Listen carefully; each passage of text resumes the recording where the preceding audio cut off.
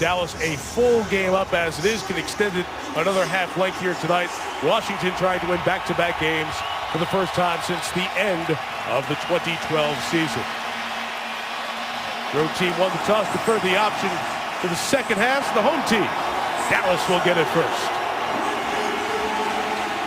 Be real surprised if Kai Forbath gives Dwayne Harris a good look at a return. Harris has really hurt the Redskins in this rivalry as a return specialist, and Forbath struggles to kick off.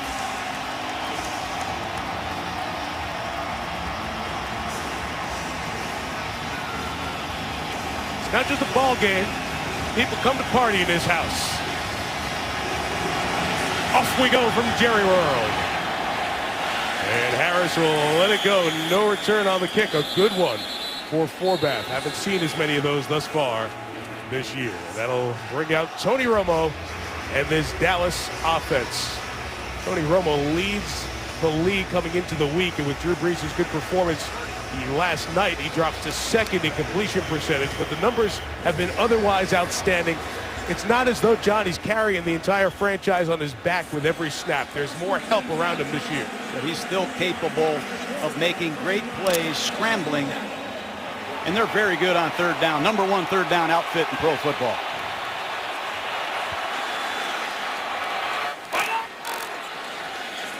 Opening drive starts from the 20, and here is the workhorse, the leading rusher in the league. 1 yard for DeMarco Murray. Jarvis Jenkins with the tackle. You probably know, 7 games, 7 100-yard or more performances in each, breaking Jim Brown's NFL record to start the season. Yeah, he's not just a great runner, he's an outstanding receiver. He has 22 catches. Watch him finish runs. He makes a lot of yardage after contact. He can wear defenses out. Officially given to is Romo out of the pocket. Throwing back to the middle to Witten, complete for the first down at the 36-yard line. So he had to go to reads 2 and 3 until he found the future Hall of Famer. Jason Witten, Tony Romo. That's the 600th completion between the two of these great Cowboys. Watch Witten sit down between zone defenders and uncover. Hard to coach those instincts. Romo and Witt, first quarterback and tight end duo, 600 completions. So much talk about Rivers and Gates, but in fact, those guys get to 600 first, and Murray takes the first down run to the 41-yard line. Let's check that Dallas offense leading the way for all this success. DeMarco Murray, 3 first-round picks, Smith, Frederick, and the rookie Zach Martin out of Notre Dame, along with Leary and Parnell, who's in for the injured Doug Free. Already heard from Witten. Escobar has been on a hot streak with a few touchdowns the last couple of games. 3 receivers very often, Bryant, Terrence Williams, Beasley, the slot man. Scott Linehan came from Detroit, pass game coordinator. He and Bill Callahan collaborate on the offense. Romo with time, firing, incomplete, looking for the rookie out of Pitt, Devin Street, as they work the rest of the defense in. So it's a third down chance for this Washington defense. Jason Hatcher had 11 sacks for the Cowboys last year. He's now on the other side of this rivalry. Brian Arakpo out for the year with a torn pectoral muscle. Trent Murphy gets his first NFL start, the rookie out of Stanford. A couple of 22-year-olds on the corner for Sean Breland, the rookie out of Clemson, and David Amerson, the second-year man out of NC State, with veterans in the secondary.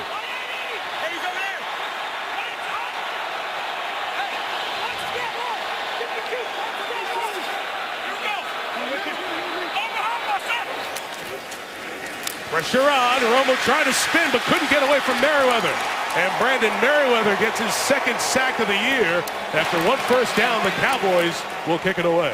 I like what Merriweather did. Romo audibles, and you're going to see Merriweather come off the left side, and he keeps Romo in the pocket. And that's something the Redskins talked about having the necessity to do. Well done by Merriweather, getting there on the blitz and containing Romo in the pocket. He didn't go for that left shoulder dip spin move, did he? No, he did not. He was waiting for it. A loss of 12 on the play. Chris Jones, a deep kick. And from the 15, it's Andre Roberts with room on the left side. Picked up a block, and Roberts accelerates. Brought down by the kicker across midfield, but into Cowboy territory. So an explosive start for Washington. The big return from Roberts. is Washington, and Colt McCoy the ball in Cowboy territory when we come back. From Arlington, ESPN's Monday Night Football brought to you by GMC. Enter the Never Say Never sweepstakes for a chance to win a 2015 GMC vehicle at gmc.com/NFL. ESPNFanshop.com, powered by Dick's Sporting Goods. And Navy Federal, serving the armed forces and their families.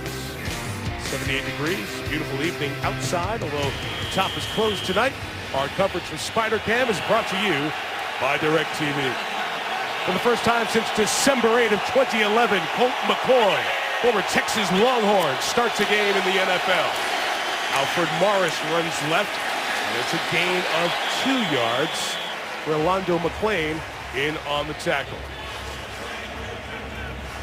John, do you think we'll see a lot of Morris as part of the game plan here tonight? That's the goal of the Redskins. We must establish Alfred Morris quickly in this game. He's been awful quiet in recent weeks, and the best way to help an inexperienced quarterback in this system is hand the ball to number 46.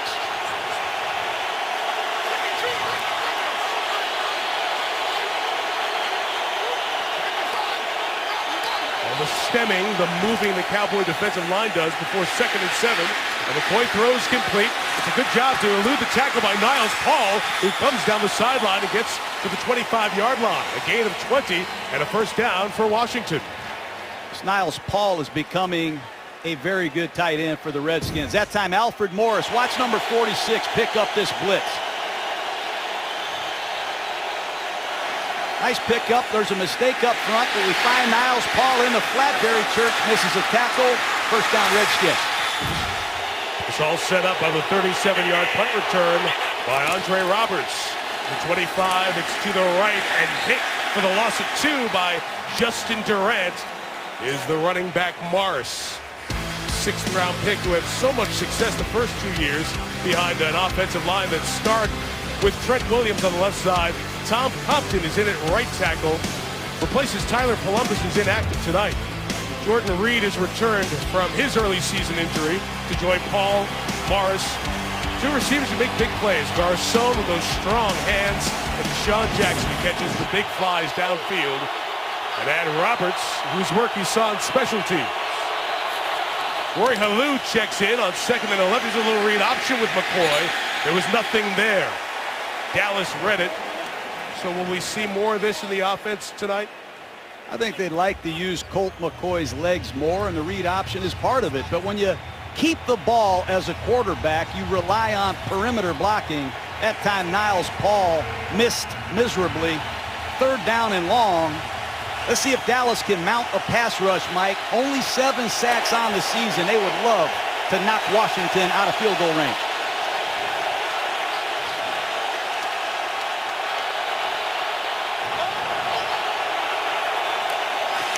5 receivers in the pattern. McCoy is pressured. He does a Romo spin. Gets away. Keeps the play alive. Fires downfield. It's incomplete. Roberts trying to work the sideline. And McCoy couldn't keep his pass in bounds. A field goal attempt is coming for Washington. It's one thing that the Cowboys don't do is get to the quarterback often. But you see Roberts free himself late in the down. McCoy just missed him.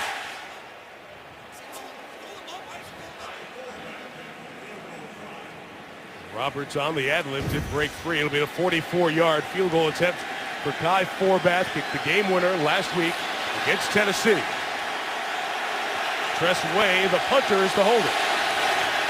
The operation is good, and so is the kick for the 12th time in 13 tries this year. The good punt return allows the Redskins to kick an opening drive field goal. They're able to squeeze in 105,000 for the opener of this stadium 6 years ago against the Giants. Sellout crowds are right around 90, 91,000. Lots of folks buy $29 tickets and stand on those plazas, almost like being at a sports bar. You watch the game, you go back outside, there's a big screen. It's a great experience in-house. One touchback already for Forbath. Nice to meet you.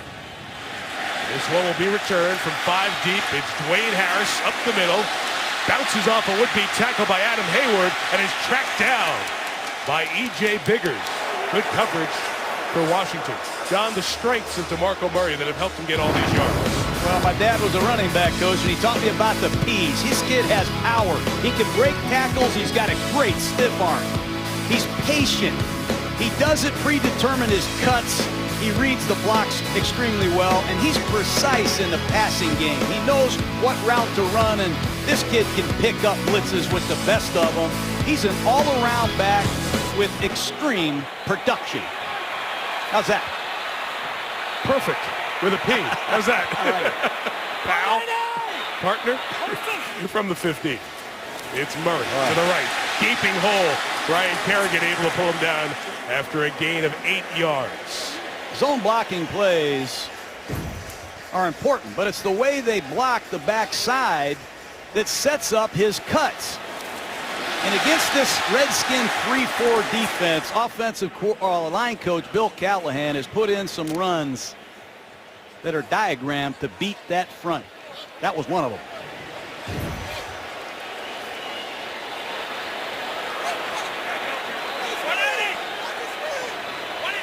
After the gain of 8, Lance Dunbar is checked in the game. He's in the slot. Romo looking, firing, and it's caught by Terrence Williams. He had the time to get it to Williams, just past the 35, gain of a dozen. First down, Dallas. Let me show you why you draft Zach Martin from Notre Dame in the first round. Number 70, right guard. Look at this pass set. I mean, that's one-on-one domination, and it allows Romo to step up in the pocket and find Williams on an outside breaking route. If you give Romo that kind of time, he'll shred you.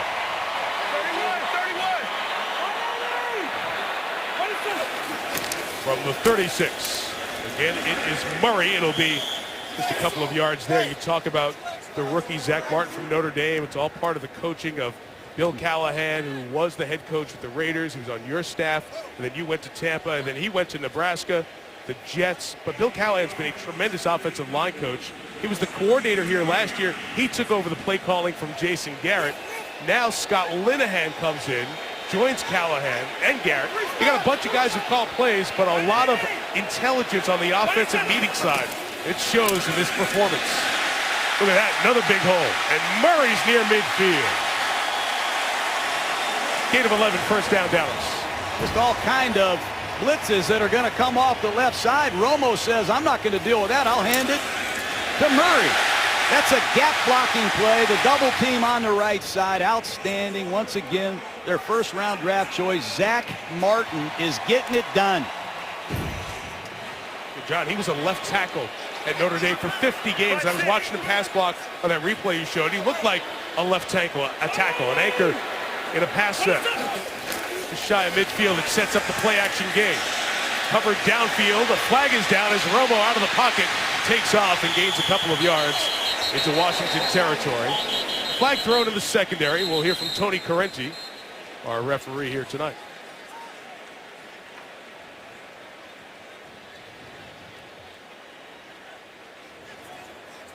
Illegal contact, defense number 31. This 5-yard penalty will be added. This 5-yard penalty will be added to the end of the run. First down. Brandon Merriweather, this was as Romo was in the pocket. Well, it's a two-man route. You see Merriweather step up. I don't know, Mike. That is what they've told the officials to call. You put your hands on him and you reroute him in any way. Once you're out of the 5, it's going to be an automatic flag. Never used to be, but has been called that way this year. Murray, the carry, less than 2 yards. You know, John lined up next to Zach Martin is 78. Jeremy Parnell, he's in for Doug Free, so they've had to go to a replacement because of the injury to Free. Parnell's thrown a couple of nice blocks in this opening quarter. No doubt. He's been around the league. He started with the Saints, cup of coffee in Miami. He's continued to develop his trade, and he's taken advantage of the snaps. And they love to run their double team schemes to the right side, but behind him and Martin. Rookie Devin Street, the 5th round pick out of Pitt, bottom of your screen. 2nd and 8. Romo, middle shot. Witten couldn't hang on. In a tough spot, Ryan Clark, the veteran, former Steeler, was the last man there to keep him away from the catch. That's a great play by Clark. They're going to try to get Witten down the seam, and from the backside, Ryan Clark dislodges the ball from Witten. Legal. Outstanding play. He's done it a long time. Ryan Clark. Fine football player. An 8th year veteran Merriweather, 13th year at Clark at the safeties, but the inexperience on the corners with Breland and Amersham. Play clock running down, 3rd and 8. Off in time, it's a blitz. Romo able to get away at 1, not the second. Finally brought down by Perry Riley Jr. after Clark initiated the pressure. That's a couple of 3rd downs, John, where Jim Haslett's brought the heat and got to Romo. Well, it's an all-out blitz. Tony Romo's got to see there's no center fielder. He's got to change the protection or throw the ball on time somewhere. He's one short, and the Redskins have gotten after Romo twice with blitzes on 3rd down. Jay Gruden likes the look of that. Romo and Linehan back to the drawing board as the punter Chris Jones will try to pin Washington inside the 10. And Roberts runs over for the fair catch at the 13-yard line. 40-yard kick, all net. Twice, Tony Romo's spin didn't win. Sacked by the Redskins. To believe the 13th year of the NBA on ESPN tips off Wednesday night. D. Rose and the Bulls back. We'll see how Carmelo looks in the triangle with the Knicks. And my partner Hubie Brown's waiting for me in Portland, Oklahoma City, and the Blazers as we get going with the NBA on ESPN. Of course, the Dallas Mavericks start the season tomorrow night against the champs, San Antonio. Colt McCoy takes over from his own 8. First down, on the boot, with time, fires. It is behind the receiver. Jackson able to hang on, and Deshaun at the 26-yard line picks up a first down. Well, you need a better throw than that. Deshaun Jackson, who's outstanding after the catch, needs a ball he can run with. That time, McCoy fooled the Cowboys with the fake, and Jackson goes down and makes a great catch. Jackson's hands stay under the ball. As we watch, this will be a look that'll give us some definition. It looked to be a clear catch. And will be the first down for Washington. Hey, bring it! Showing a lot of pressure looks to McCoy here early on. It's a run to the right for Morris with no gain. It's been a long time, almost 3 years since we said at the top. Colt McCoy had 21 starts in those first 2 years for Cleveland. On December 8th, a Thursday night game, James Harrison hit him hard.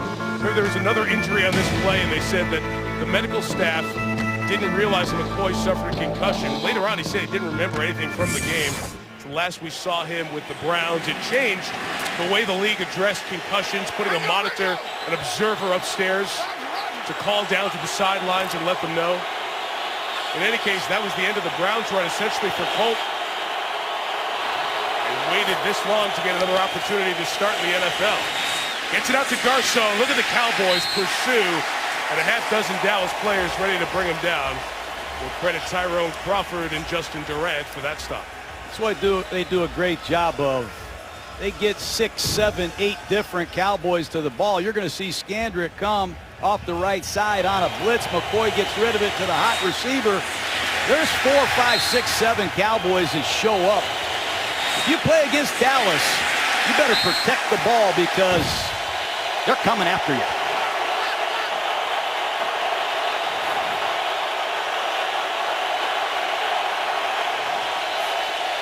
Need to get to the 36. Twisting 4-man rush picked up. McCoy throws complete. Jordan Reed. And there comes the Cowboy convoy. Tyler Patman, the backup corner, joins Justin Durant. And after one first down, Washington will punt again. That's what defensive coordinator Rod Marinelli loves to do. Get you behind in the chains, 3rd and long situations. That's when he plays that Tampa 2 coverage. Here's Harris, and he's dangerous. Rookie lefty punter, fresh away, gets it away. 53 yards, and Harris is hit on the spot. The flag comes down the back end of it. Just signed off the practice squad today. Akeem Davis immediately draws the flag.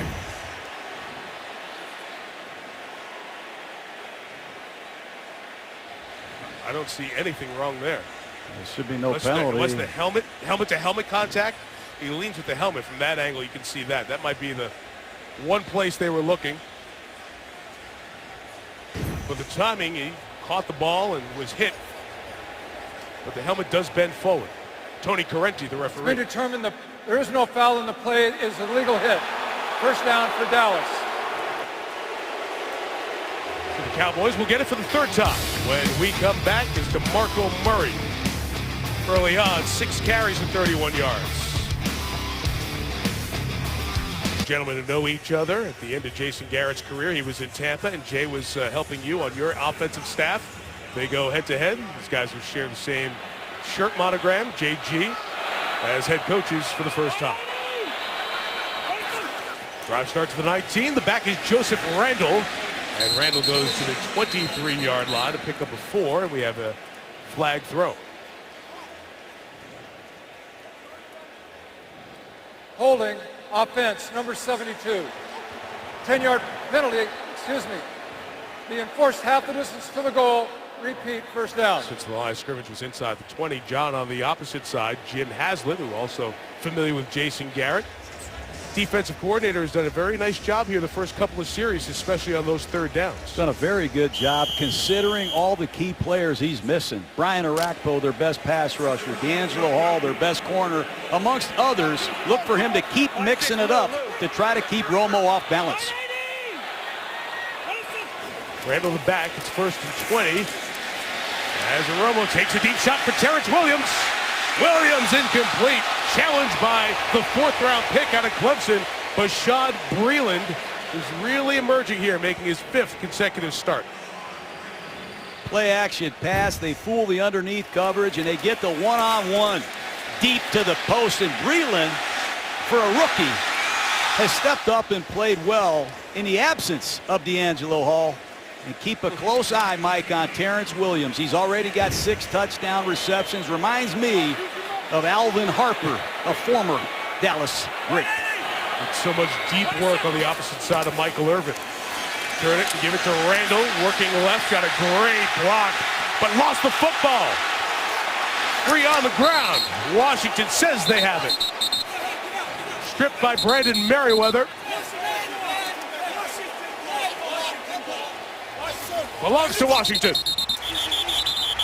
Off the bottom of the pile, the rookie out of Stanford, Trent Murphy, recovers the Merriweather strip.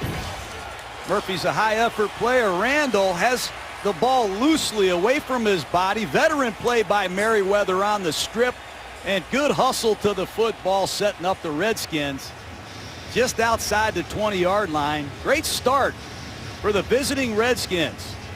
With their 3rd-team quarterback, you need a couple breaks early, get some momentum, and anything can happen in the NFL. Everyone talks about give Murray a little bit of a break, take some carries away. Randall is maybe the player who is the one to step into that breach. He runs here late first quarter and turns it over and gives Washington golden field position at the 25.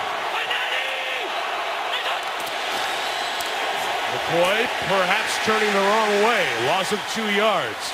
Tyrone Crawford with the tackle. Mistake somewhere. Either Halou or the quarterback, McCoy. Backup running backs and backup quarterbacks. There's an audible by McCoy. Halou's going to walk forward and ask his fullback, Darrell Young, what the play is. When you audible as a quarterback, you got to turn and make sure your backs get it, or you're going to look bad. And that's what that play was. Bad execution.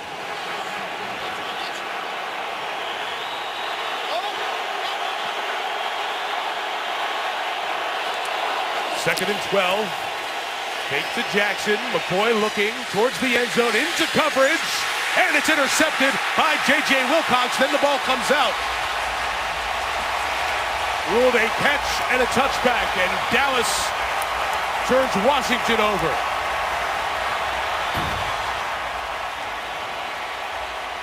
Let's watch Wilcox as he went to get it. Has it. Goes to the ground. And hangs on there. He turns back around. They'll look at it since it's a turnover automatically. Seemed to complete the process on the way to the ground. A big mistake, an interception thrown by McCoy, taking a shot down the field Robert Griffin III talking to him there. We'll talk about Griffin and his progress in a little bit. Want to go back to this play made by J.J. Wilcox. He's not touched by the intended receiver Roberts as he makes the pick. They are watching here for, does he get complete control at any point? Did he go out of bounds with that foot if he got complete control? And then when he does get control and gets up and has not been touched, is he a runner at that point? And then is the ball dislodged as a fumble? And then it would be out of the back of the end zone and a touchback. So there's a myriad of rules that come into play here. Tony Correnti has taken the look under the hood, and here's the call. After review, the ruling on the field will stand as an interception. Dallas ball, first down after a touchback. So, John, you go back to the headline of that, not the review and the control there. It's the play by McCoy in the red zone. Well, started on first down. They miss a handoff, and that's just a terrible decision. And the only reason he's playing is because Cousins turned it over. Not good by Colt McCoy. Dallas fumbles. 2 snaps later, Washington is intercepted. DeMarco Murray's back from the 20. And Murray gets a big hole up the middle. Spins and turns. A 10-yard first down gain tackled by Ryan Clark. Just patience. Press it, set up your blocks, and then cut it back at the last second at full speed. Break off that right foot. That's impressive. And you see the finish. There's 2 yards after contact. That time he runs over Ryan Clark. Impressive back. He's going to be a rich man next year, Mike. Someone, hopefully Dallas gets him signed long term. Final year of his contract, cap number right around $1.5 million. That will change. Romo all the time. Crossing off the hands of Witten. Those two have hooked up 600 times. Had one of their easier pitching catches there and did not convert. Redskins just do not have a pass rush. That time Romo had 5 seconds to find an open receiver.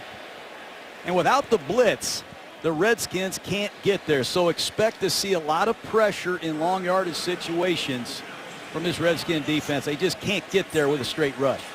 This is 3rd and 1, so the top line applies. 3rd and 3 or less. They're almost 4 out of every 5.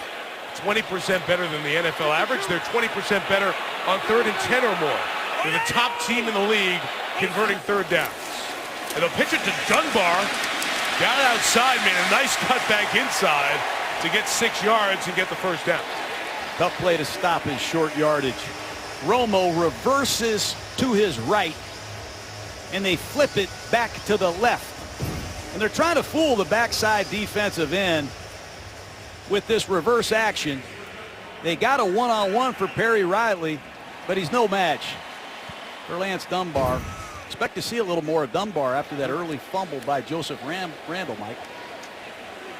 16th rush by Dunbar.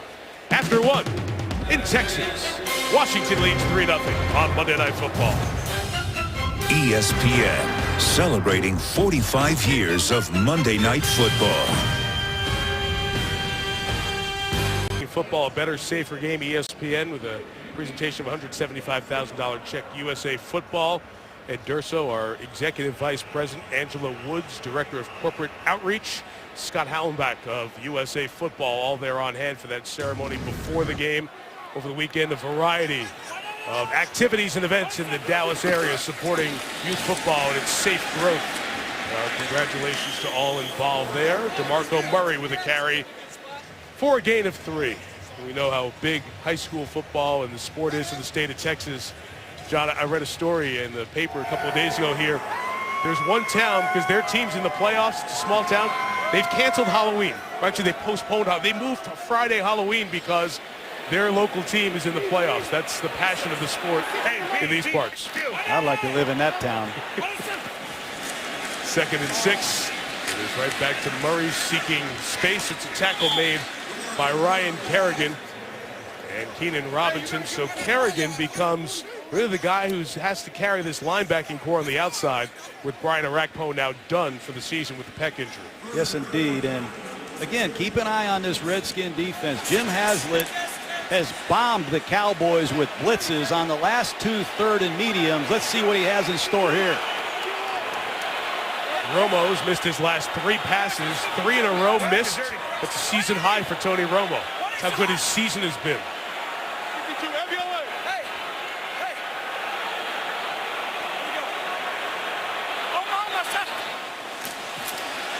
Back to pass, no flag thrown, and Witten's got it. For the first down, is pushed out of bounds at the 44-yard line. He will not set a season best for consecutive incompletions. It all starts with pass protection, and this third down offense of the Cowboys has a very tight pass protection plan. They use all 5 eligibles, but here's the blitz shown by the Redskins. You see a couple of them bail, one of them comes, and there's Jason Witten, a reliable third down target for a long time.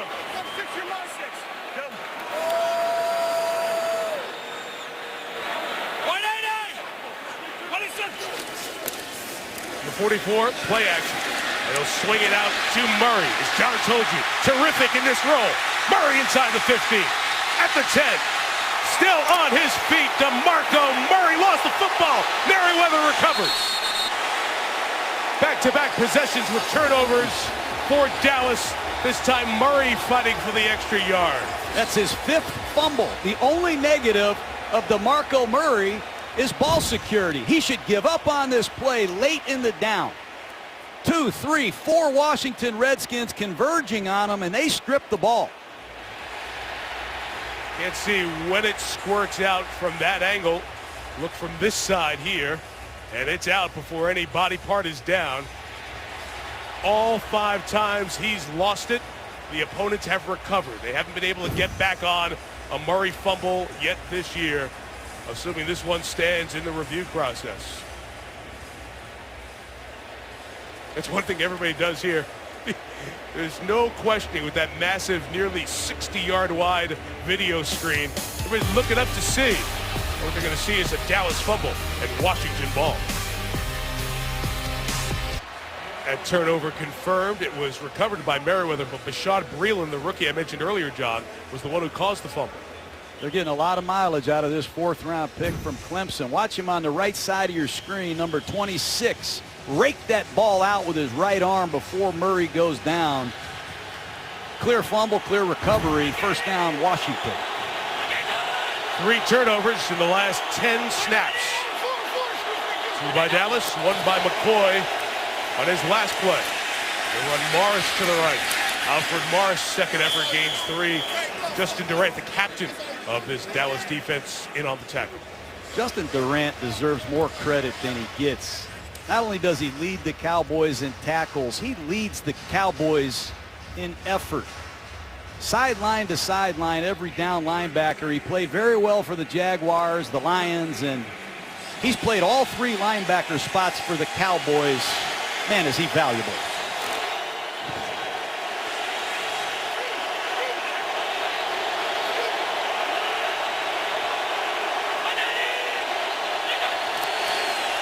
Second and 7, play action.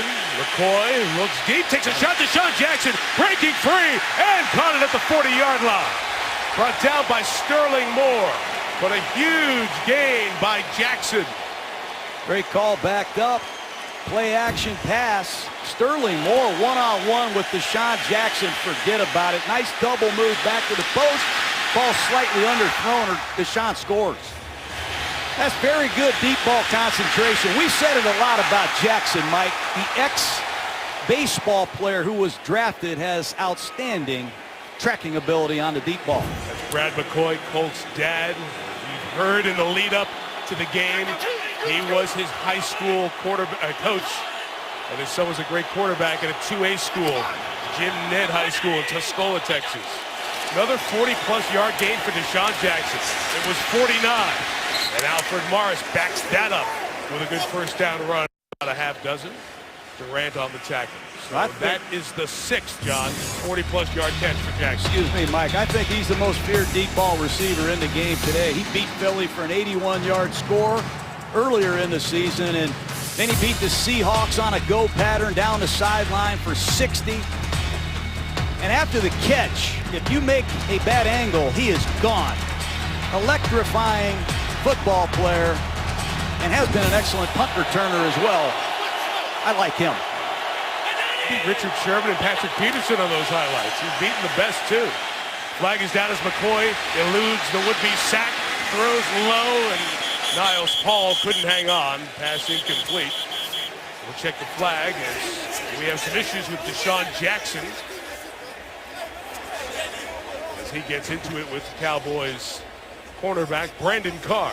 And I'm not shocked. Every week, Deshaun Jackson's into it with somebody. There's Henry Melton reminding Deshaun that he's only 178 pounds, but let's see what the flag is. Long discussion here.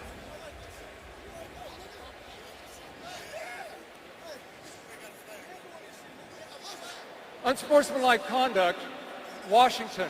Number 82 came in as a substitute, came to the huddle, then removed himself from the huddle. That's a 15-yard penalty. Repeat, second down. That was on Logan Paulson. We see substitution infractions all the time.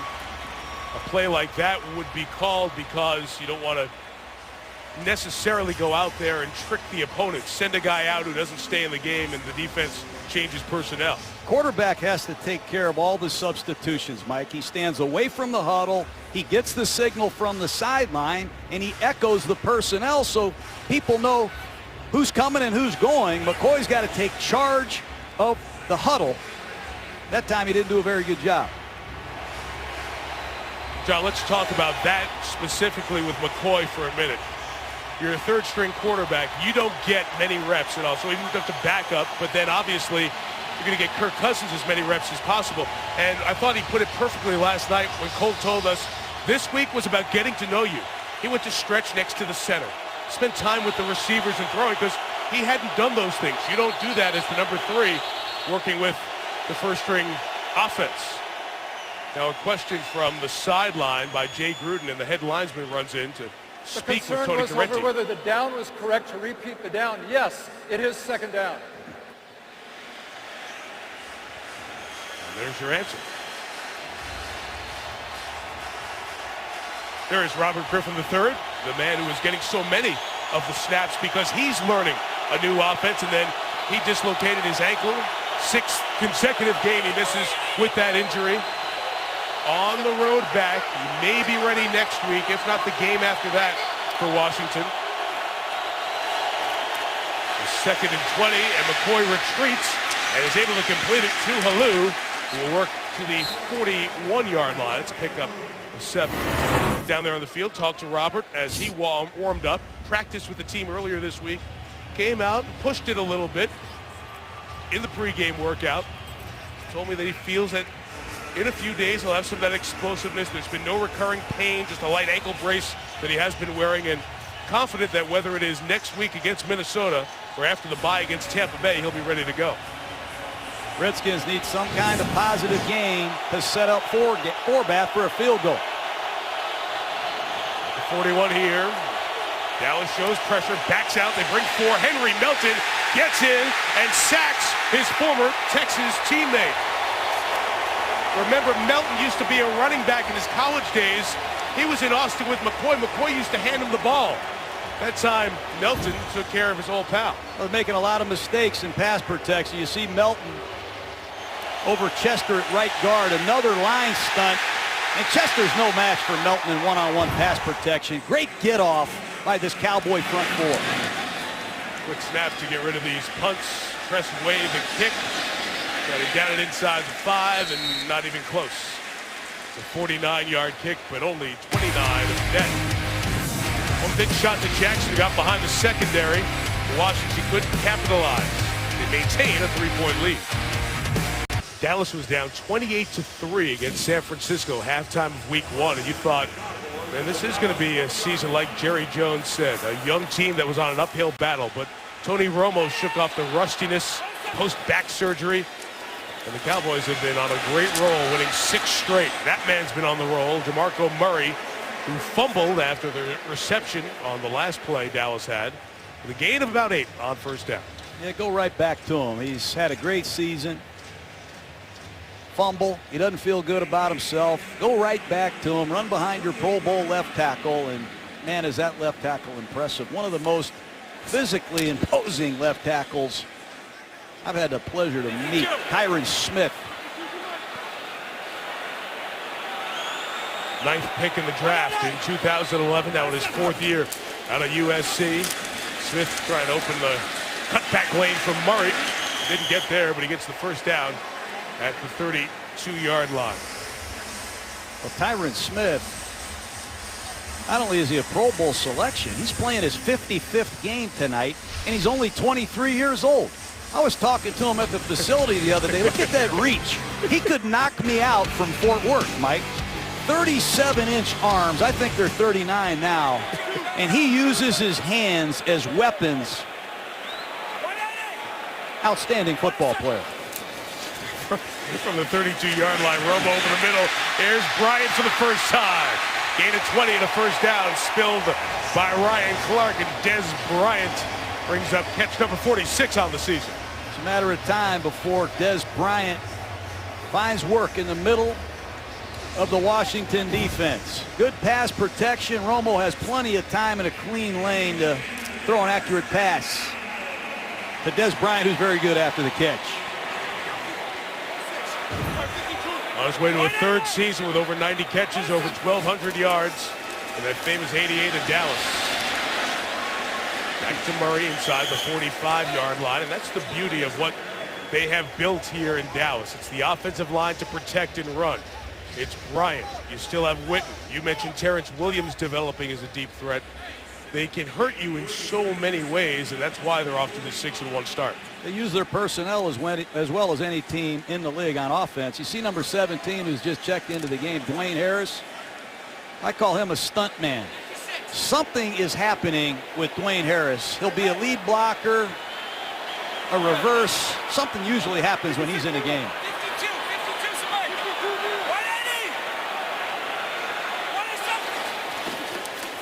Second and 6 to Harris.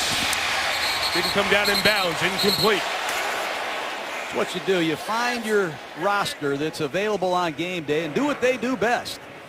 Let Harris block, return kicks, and run comebacks at full speed.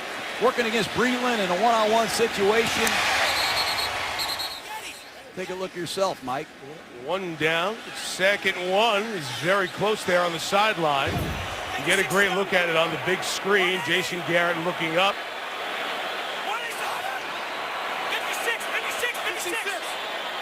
No challenge flag thrown. 3rd and 6. Witten's telling him to go quick. He's coming back to help block the pressure. Washington brings 5. Clark's a free rusher again, but he didn't get to him. And Murray's got a ton of room. DeMarco Murray to the 20-yard line. A gain of 25. Romo stepping up in the pocket made the difference. Tony Romo audible twice. And the blitz still got to Romo, but he's able to elude the rush. Watch the rush come off the left side. Tony sees it. He audibles. Brings Witten back into the protecting unit. They don't pick it up at all. Murray blew the pickup and is rewarded with a 25-yard gain. How about them Cowboys? 2 catches for Murray. Already 120 total yards on his 14 touches tonight. Drive started at their own 20. Now at the Washington 20. Romo fires complete to Williams. To the 6. Breland the tackle. Tony Romo and his veteran savvy is a pleasure to watch.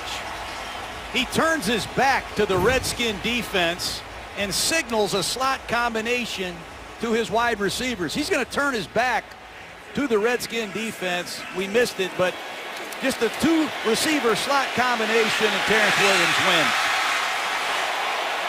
Officially a gain of 15. Inside of 5 minutes, it's 1st and goal. Quickly to Des Bryant. What a one-handed catch by Bryant. Using his strength. Leaping to the end zone. Touchdown. What a play by Bryant. That's why he wears number 88. Reminds me of Michael Irvin. Cowboys in their glory days would run the ball with Emmitt Smith, get one-on-one coverage, and throw isolation routes to Irvin, and he'd kill you. How about the effort by Des Bryant? Runs right over 2 Washington Redskins. That's called smelling the goal line. What an effort by Des Bryant, another unrestricted free agent at the end of the season. Jerry Jones has some tough decisions, Mike. Well, he's become excellent, Des, at just this. As he makes that final stretch to the goal line, not letting that shin come down and being a full dive forward, just breaking the plane before the thigh or the hip come down. At replay, the touchdown is confirmed and Dallas has taken the lead.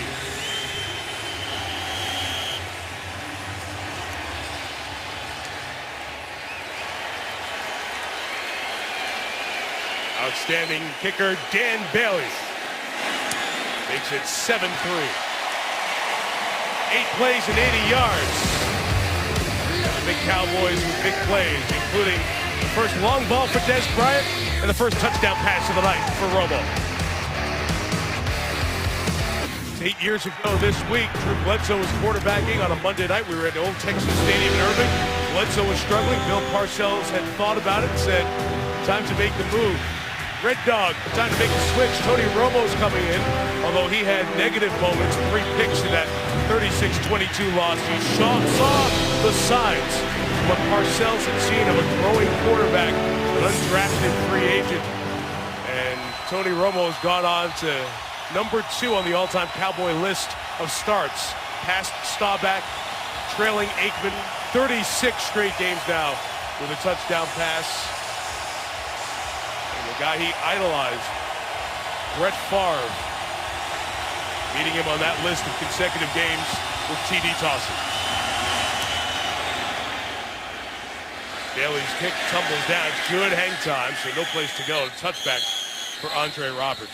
So we go to the Cowboys facility Saturday, and we're talking to Tony Romo. I just felt like, John, he wasn't carrying the burden of, I have to be everything for this organization on every single play. Well, in the past, he's had to do a lot by himself. They haven't had a good defense. They haven't had a very good running game. They haven't had a very good offensive line. But you can see that the defense will get him the ball back. We do have a good running game. And when you watch this offensive line as this game unfolds, you can count on them to give you pass protection and close games out. He's still missing 1 day a week of practice because of the back surgery that he had in the offseason, the microdiscectomy that happened after he had to leave that Washington game, the penultimate week of last year, in such pain. It's a pitch to the toss to Silas Red Jr. Gets a carry. Red, that might be a fumble. He was lying across Rolando McClain. They say down on the field. Nope. Tony Correnti says it's a turnover. And Dallas ball. Now the head linesman coming in from the side was pointing down to the ground. The runner was ruled down by contact. Second down. His butt hits the ground there as he still has control, pinned against the shoulder pad before he rolls over McClain. Right there. That's going to make him down. Even though the ball moved, he still has control of it. He rolls over the linebacker's body, which would have otherwise been not considered down. Garrett holding the challenge flag and will challenge. This conversation came up a lot Thursday night. The ball moves, but do you still have control of it or not? Jason Garrett in conversation there with the field judge and the back judge about the call. Said the ball was moving first, so they want to challenge Dallas it. is Take challenging the ruling on the field that the runner was down by contact. It's interesting because the first defensive back in does move the ball, but it's repinned against the shoulder. Decision for Tony Correnti and New York. Correnti. After review, the ruling on the field will stand as down by contact. Dallas will be charged with their first timeout. Dallas cannot earn a third challenge in this game. Let's go back and look. And the combination of Tony Correnti and Dean Blandino, the vice president of officiating back in New York. My assumption would be, since it stands, is that they feel that Red repinned the ball on his shoulder pad when that butt cheek was down. Thus, no fumble. Tight call there. 2nd and 5. Red gained 5. McCoy is throwing. Complete to Andre Roberts for the first down. Pushed out of bounds by Sterling Moore at the 35. Back to the action here, Mike. That's a simple slot combination. McCoy out of the pistol formation can deliver the quick game extremely well, just like he did as a Texas Longhorn. Jay Gruden looking to get Colt McCoy a couple completions to get him in this game. They have foiled a couple great opportunities. Be nice to get something before the half.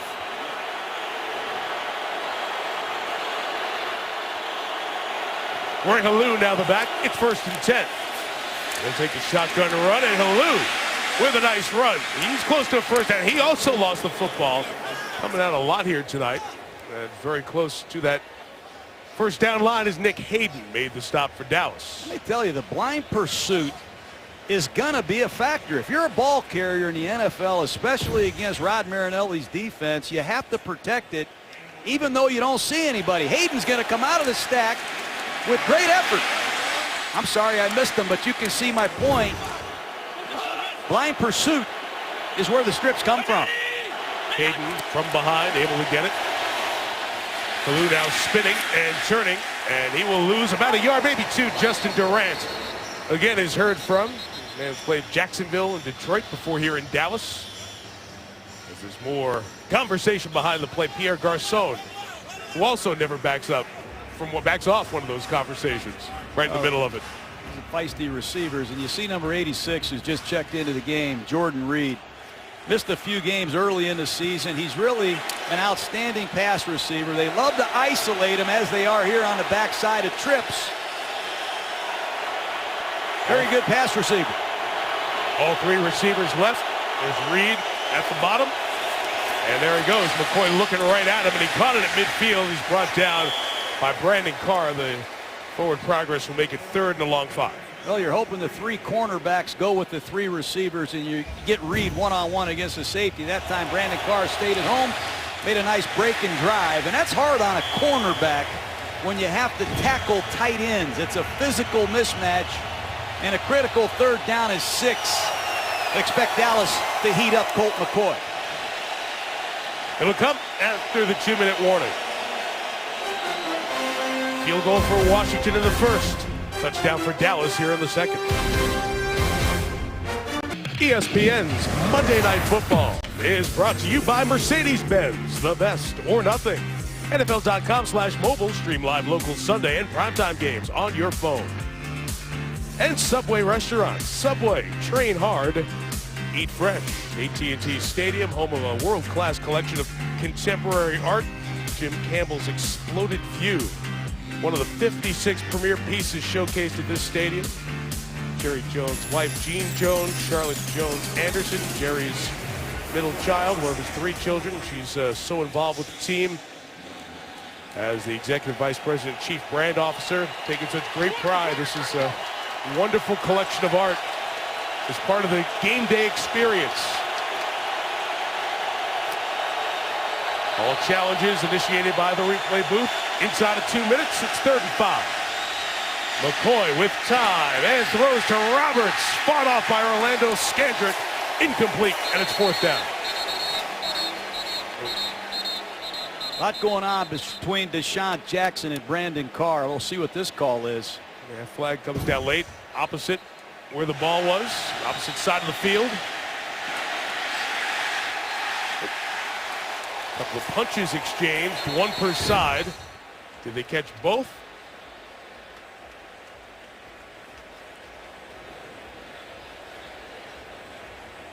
And all that happened to the quarterback's right as McCoy threw it left to Roberts.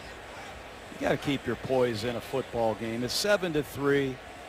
This is on the verge of ridiculous, if you ask me. There are fouls against both teams that will cause the play to offset and be replayed. Illegal hands to the face, defense number 39. Also, at the conclusion of the play, personal foul, defense number 39, and offense, player number 7. 11. These penalties, as I said, will offset. Replay, 3rd down. Number for Dallas was number 11. Emotions will get the best of you a lot, Mike. Brandon Carr, Deshaun Jackson, there's been a lot going on since the game began. You got to keep your poise in the noise on the road. Deshaun Jackson's played enough football to know better. Again, multiple moving pieces in this Cowboy front has confused this young Redskin offensive line.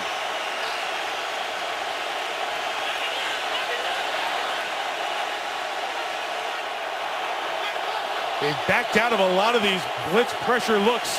Here they bring them all. And McCoy puts it up top towards Jackson, who couldn't catch it. Orlando Scandrick with the coverage. Jackson looking for the flag. And there is none. 4th down. Well, you have to give Deshaun Jackson some air. Second time he's gone deep. This time it's Scandrick in one-on-one. Ball's underthrown. And incomplete. Quick snaps on the punts all night. Here's another one. Tressway couldn't keep the last one inside the 10. This one is at the 11, where Dwayne Harris will make a fair catch of a 39-yard kick. So Romo will have 2 timeouts and a minute 42 to try to get Dallas 4 points on the board. We'll send it to Chris Berman for the Toyota halftime momentarily. Chris Mortensen, Adam Schefter will have their insider notes. Big Ben's big day, the quarterback change with the Jets, and a visit with Kirk Herbstreit. The college football top 25 for the playoff by that committee comes out tomorrow. They're meeting here in Texas to discuss that, and we will talk with Herbie about that 11 weeks from tonight. Kirk and Chris Fowler will be standing right where we are as the college football playoffs national championship game will be held right here at AT&T Stadium, and you'll see it right here on ESPN.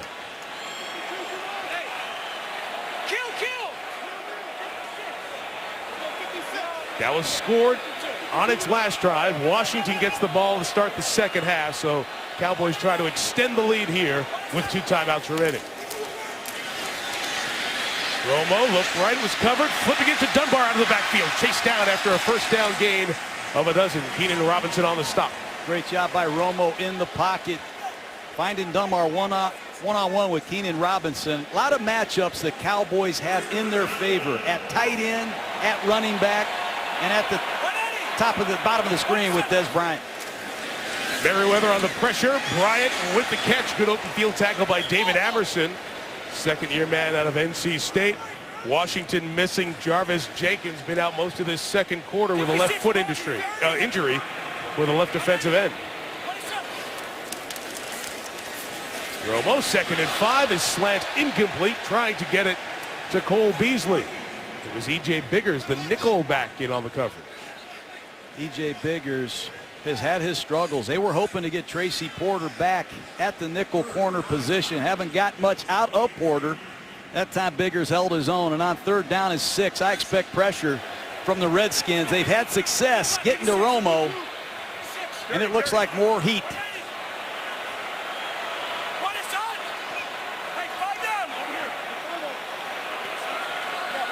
Look at these hand signals. And signaling over to Des Bryant is at the bottom of the screen. Romo has changed the route. Firing underneath Witten again. The dependable man. First down, timeout, Dallas. Nope, we're going to keep going. Beg your pardon. Thought Tony was signaling timeout. The signaling hand signals over to Terrence Williams with 40 left.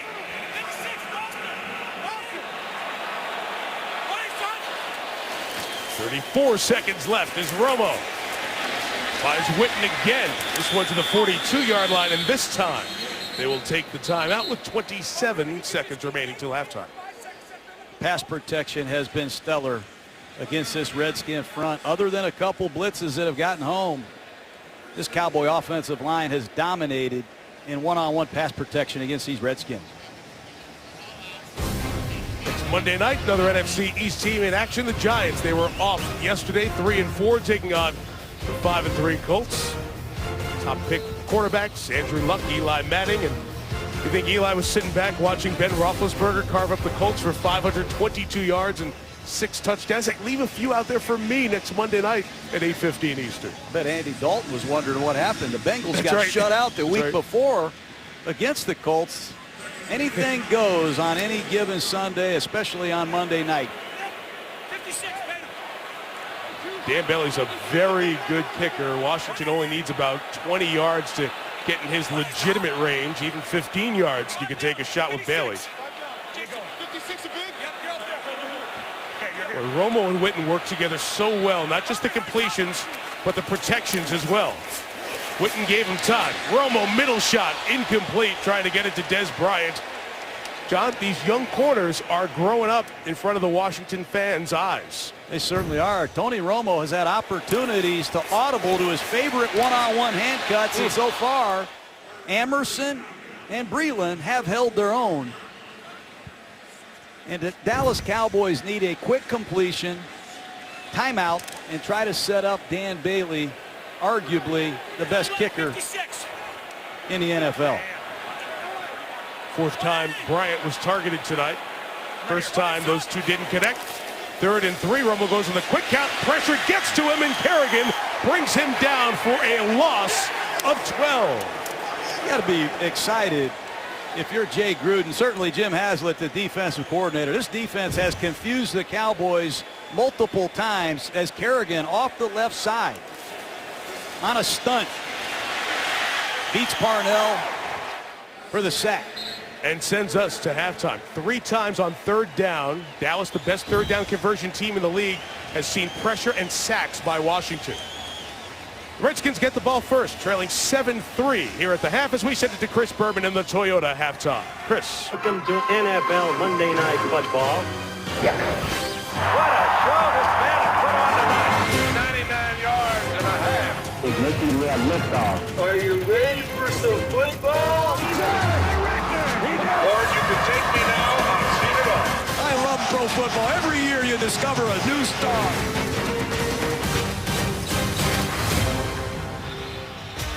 And for the 16th time on a Monday night, it's Cowboys Redskins. Set to start the second half. The ball belongs to Washington. They trail 7-3. Time for our IBM Insights. DeMarco Murray, 62 yards, just under half of his per-game total through the first 7. He'd need to go just a little bit ahead of that pace in his final 9 games to get to Eric Dickerson's record, 2,105 yards. Mike Tirico, John Gruden. It's been Murray having some good moments, a couple of key turnovers by Dallas, and some missed opportunities from a rusty Colt McCoy for Washington in that first half. Clearly, and the Redskins have to find a running game. They haven't been able to find a running game at all. They missed some opportunities. McCoy has a chance to make a big play down the field. He missed the throw. And he opens the wrong way, not clear on his audible mechanics. Missed Deshaun Jackson, and he missed Roberts on a bad decision that was intercepted, and this is the underthrown ball to Deshaun Jackson. Redskins have had people open. Jordan Reed wide open to the post. Little frustration, obviously, by these Redskin receivers. They need Colt McCoy to make a few plays. You can't be too conservative trying not to turn the ball over and expect a win against the 6-1 Dallas Cowboys on the road. Looks like a quarterback who hasn't started a game in 3 years in the NFL. Understandable. No return, Andre Roberts. We return you to Lisa Salters on the sideline. Hey, Mike. Well, John certainly knows his brother. I asked Jay Gruden how he thinks Colt McCoy is doing so far, and he said that interception, it was just a poor decision. He said it was decisions like that we told him, that we've talked about, told him that we cannot have. And he said then he's underthrown Deshaun Jackson a couple of times. I asked him, was it a matter of timing? He said, no, he just short-armed them. Deshaun is fast. He's got to believe in the throw and let it fly. But otherwise, Jay said, we're in good shape. We got to just stick with the game plan and get the running game going. So your brother thinks the same way you do, huh? Hard to believe, isn't it? It's a family problem, Mike. But he's much easier to deal with than you are. 1st and 10 for Washington at their own 20-yard line. And McCoy stumbles back, climbs forward, takes off a little bit, eludes a tackle, and gets about 8 yards. Of course, he used those wheels during his Texas days, one of the winningest quarterbacks in college football history. Everything just looks so hard. The ball handling, the timing. Watch him come out of this fake and trip. Once that happens, it's a dead play as far as the quarterback's concerned. You got to get back up the field and get what you can, but handing the ball off, executing simple play-action passes have been difficult for McCoy.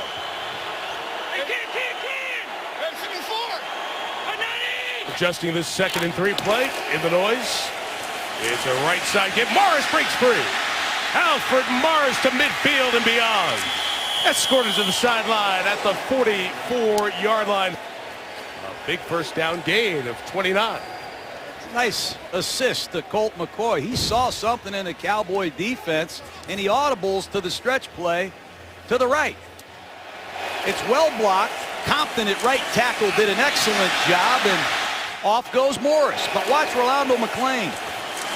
Take a poor angle to the ball. Difficult play to stop the outside zone stretch.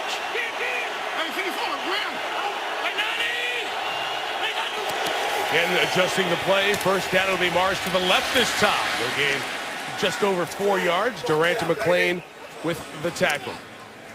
Got to get Alfred Morris going. His numbers have deteriorated since Robert Griffin has not been under center for obvious reasons, but Morris is capable of carrying the Redskin offense.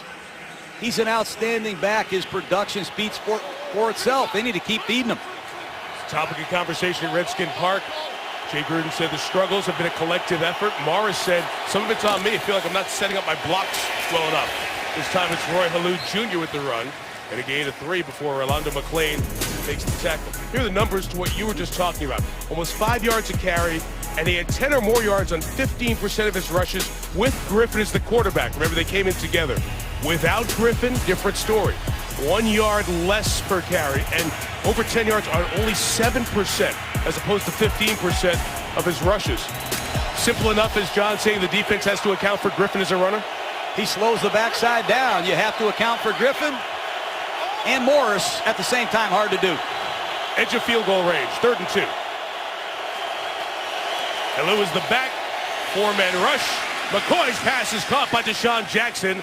First down for Washington at the 27-yard line. Just a simple slant pattern, staple in a Jay Gruden offense. One-on-one, Sterling Moore has had trouble with Deshaun Jackson. I'd keep heating up that matchup.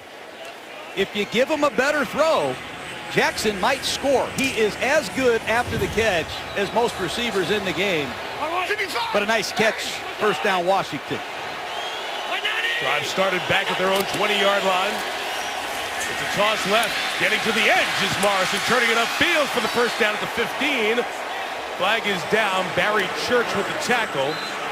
Did he get the edge illegally?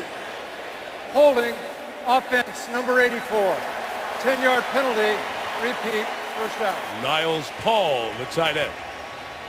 Tight ends at the point of attack on the outside stretch play are always isolated. Watch him on the second level against Durant, and then he picks up McClain, and he just tackled him. That's a terrible play by Niles Paul. And that's what 2 and 5 teams do, Mike. They commit critical penalties in critical moments. Jackson had one in the first half. They had an illegal substitution on Paulson. That one hurt him on Niles Paul. Instead of a first down inside the 20, it's 1st and 20. 1st and 25, I believe. Do we have movement? Delay of game, offense, 5-yard penalty, remains, first down. That's hard to swallow. Delay of games, illegal substitutions. Quarterback's got to take charge of the offense in these situations. Important they get something to try to get back into a convertible 3rd down. 25. See if they screen or draw to get some of the penalty yardage back. And in a draw with Halou. Good move in the open field. Made a man miss. And Roy Halou Jr. with a nice run. Thrown out of bounds to the 24. He made Barry Church swing and miss. That was a nice call by you, Mike. Thank you, John. Draw play. You're going to see Barry Church, the weak side safety, miss an open field tackle. It's the second time tonight Barry Church has failed in one-on-one tackling situations. And Halou, using the stiff arm, sets up McCoy for a 2nd down and 7. We got so many of your former students here in the game on both sides, guys who played for you, coached for you. So we'll bring the next generation of Gruden-educated players up. Timeout taken here by Washington. A little frustration shown by some of the guys out there. The operation running not as smoothly as McCoy makes his first start. First time he's spent with these guys in his 3 years. A little bit of everything in AT&T Stadium. Fans can hang out, watch the game, standing platform there, go back to the screens. The doors over on that side open. Out of the timeout with the confusion again with McCoy involved. 2nd and 7. This is the opening drive of this second half. Morris is the back. It's a fake to him, and McCoy throwing. It is caught inside the 10. It'll be 1st and goal as Garcon able to pick it up. So out of 1st and 25, they come back with Halou and Garcon, and it's 1st and goal. Play action pass. Garcon one-on-one beats Brandon Carr easily to the outside. Again, low throw. Forces Garcon to go down and get it, and it eliminates yards after the catch. Let's see if McCoy can get out of the huddle clean. They've had a lot of problems communicating the plays with McCoy early in this half. 3 receivers left. Niles, Paul up to the top. They went to Paul in this situation last time. Here they'll run with Morris to the end zone. Opening drive touchdown, and Washington takes the lead. It's an impressive job by this Redskin coaching staff at halftime. They come out in the second half with an array of different plays. They run a zone read, and they fool Spencer. Durant fails to fall back. Walk-in touchdown. Good to see Alfred Morris heat up this running game. Been awful quiet the last couple weeks. Both Morris and Halou on that drive had their longest runs of the season. Washington ran it on that drive 5 times for 62 yards. As part of the 80 yards, they take it downfield. Kai Forbath's extra point. The Redskins on top, 10-7. A third of the way through the third. For the third-year player out of Florida Atlantic, Alfred Morris, his 4th rushing touchdown of the season. That's 8 plays and 80 yards out of halftime to give Washington the lead and answer the 8-play, 80-yard drive that Dallas had in the second quarter. The third has been the best quarter for Washington this year. They've been very stingy giving up points, and Colt McCoy on his return to Texas, where he was a star at UT, over in Austin, and grew up about 2.5 hours from here in Tuscola, Texas. In the lead in his first start in nearly 3 years. Now it'll be Dallas's turn as the Cowboys are trying to work on this 6-game winning streak. 6-1 time for the best record in the league. Kai Forbath the kickoff. Dwayne Harris will catch it and take off with it. Harris across the 20 to the 23-yard line, directly across from us in AT&T Stadium.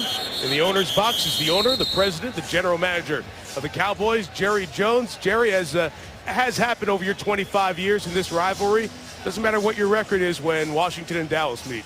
Mike, it's been a great rivalry, and particularly on Monday Night Football. I know you know the league just gets excited when this game comes, but the Redskins and the Cowboys have had the privilege of playing it a lot of times, and we've had some great matchups. Yeah, it's great memories, too. It's the 16th Redskin-Cowboy game on Monday night. Talked to Jerry here during this drive as Dallas takes over at the 22-yard line. Romo 12 of 19 for 172 yards in this first half. Gives it to Murray, running right. DeMarco gains about 3. Jerry, you said before this season it was young. It might be an uphill battle when you were out in California training camp. But the makeup of this team that has helped this great start. Well, I think you get your personality. It's often been said from your offensive line. And this offensive line has exceeded our expectations. And they're young, they're talented, and they really are, frankly, what Tony Romo deserves, especially since he's had a career of trying to be Romo and be chased around a little bit. You said that when we talked on the podcast this week, what you wanted to do, surround Romo to give him time to do things like that. Get it to Cole Beasley at a first down at the 37-yard line. What about Tony, Jerry, and his success this season, not having to be Superman on every snap? Well, first of all, Tony's one of the real knowledgeable offensive minds, and either on our staff or, frankly, most staffs. And he's got a real sense, a real feel for timing. And he recognizes what a running game and, of course, what protection will do for him. But there's no one that appreciates this offensive line more than Tony does. And, of course, Scott Linehan, his offensive coordinator, has been just a real great compliment to what Tony Romo is as a quarterback. Murray over there to the left, no gain. Are you always this calm and relaxed in that box during the games, Jerry? Well, I'll tell you, I'm glad it's showing that, because that's not the way it is. I think my knees are going 100 miles an hour. Well, we're going to But every play is the last play of the franchise history. I'll tell you, I live and breathe it. We're going to let you sit back and enjoy the rest. Thanks for a few minutes. Great night. Another great visit down here. Thank you, Jerry. Jerry Jones, owner, general manager, president of the Dallas Cowboys. Great to talk to him in-game there. It's 2nd and 11. Deflected by Murphy, who almost came up with the interception. So Ryan Kerrigan, the opposite outside linebacker, has done that multiple times in his Redskins career, and Murphy almost had a pick six. You got to be ready for these quick screens and these no-back sets. Nice play by Murphy, and he tracked this ball all the way. I'm shocked he didn't catch it. Looked like Curse almost knocked it out of Murphy's hands, and Jay Gruden can't believe it. Long yardage situation. Here comes the Redskins. They've been bluffing this all-out blitz or bringing it. What's it going to be? Washington's 3 sacks all on 3rd down. This is 3rd and 11. They bring the pressure again. Free runner gets Romo for the 4th time. It's Keenan Robinson who turns Tony down, and Romo maybe shaken up. An all-out blitz. They don't have enough blockers, and Romo went down hard, Mike. Romo got twisted to the ground as he was trying to elude Robinson coming straight through the middle. Take a look at Robinson. It's an all-out blitz. I'm surprised that he did not change his protection. They're one short. Turns his back there and gets twisted to the ground. And the athletic training staff and a doctor out there looking at him. Took a Toradol shot last week against the Giants. Let's keep an eye on that, Mike. We're back. Tony Romo has stayed down on his back most of the entire time we were in break. And they're looking back at that very similar spot to where he had that micro discectomy, disc operation on his back. Injured against the Redskins last year. Finished that game. But watch the torque here as he gets the knee in the back in that area where he had that surgery back in December last year. Remember, he missed the last game, missed a good part of the offseason training camp as Robinson came through clean on the pressure and sacked him. Romo just stayed down and was in pain, was communicating with the team doctor, and now is just getting up to his feet. And this reaction from the crowd, he's in tremendous pain.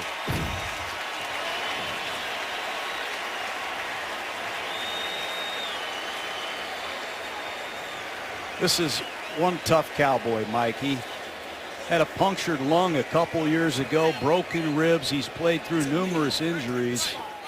Great to see him up walking. Meanwhile, Brandon Weeden, the backup quarterback, has to be ready on short notice. Haven't seen him play yet in the regular season as a Cowboy. His last pass, December 1st of last year, with Cleveland. Jerry Jones looked very emotional there as you saw him. You know about the history of this injury with the back with Romo. It's such a concern. That punt goes out of bounds around the 20. This was the game we talked about last year, week 16 against Washington. All the pain. It was just hard to watch, and Romo stayed through as the Cowboys were able to win at Washington. But then we find out a couple of days later that the pain worsened once he returned home. Said it was the most pain he's ever felt in a game. And Friday, just 6 days after that game, Dr. Drew Dossett performed that microdiscectomy, and now Romo is going back to the Cowboy locker room. And a sudden 180 within the game and the season here for Dallas, halfway through the 3rd on the 4th sack of the night for Washington. Defense needs to step up. Melton knocked the ball out, fell on the ball. There's no whistle. It's at the 5. And on the Morris fumble,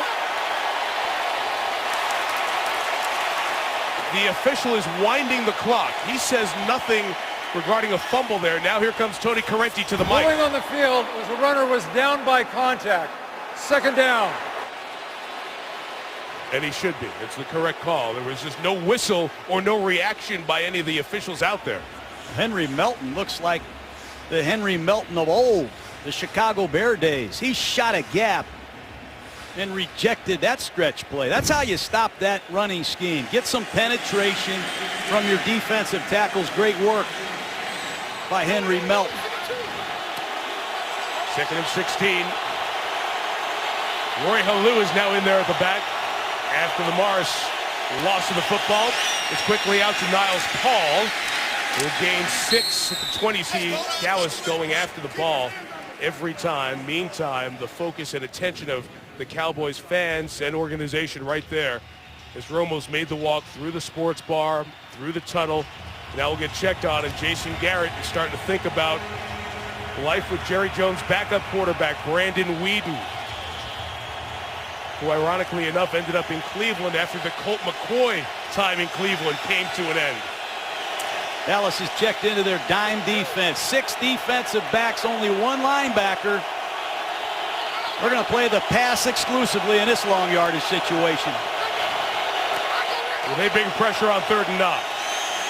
Rushing 4, McCoy throwing sideline. Roberts couldn't get there, incomplete. Brandon Carr didn't give him much room to complete the pass, and it's a big 3 and out by the Dallas defense. Nice coverage by Carr. It's a tight slot. They try to confuse the Cowboys with the release pattern, and Brandon Carr shows his veteran savvy. Nice coverage. Press way with the punt. Oh. A bomb. Rocket shot. Harris from the 25. Dwayne Harris will use the sideline and get out of bounds at the 40-yard line. So it gives good field position. The 31-year-old Brandon Weeden, the old Oklahoma State Cowboy, now playing for the Dallas Cowboys. Coverage from Spider Cam tonight is brought to you by DirecTV. Tony Romo re-injures his back, and Brandon Weeden makes his Dallas Cowboys debut. First-round pick of the Cleveland Browns in 2012. 22nd overall pick. First 3 years with Cleveland. Started 5 games last year. Now takes over and gives it to DeMarco Murray. That settles you in a game. Murray inside the 30. Accelerates to the 20. Murray at the 10. First and goal. Dallas at the 5. Haven't seen that run all night. Credit Bill Callahan and this offensive line. Going to pull both guards. Murray steps to his right, comes back to his left. Leary on the kick out. Zach Martin does an excellent job up in the hole, and they fooled Washington. And that's what you expect Murray to do. When he gets a crease, turn on the gas. Beautiful thing. 51 on the game. 8th straight game to start the season with over 100 yards. Murray's over 1,000 8 games into the season. First and goal, Dallas. It's Murray to the right. Finally touched down by Ryan Clark, who chased him down on that 51-yard run. It'll be at the 3-yard line.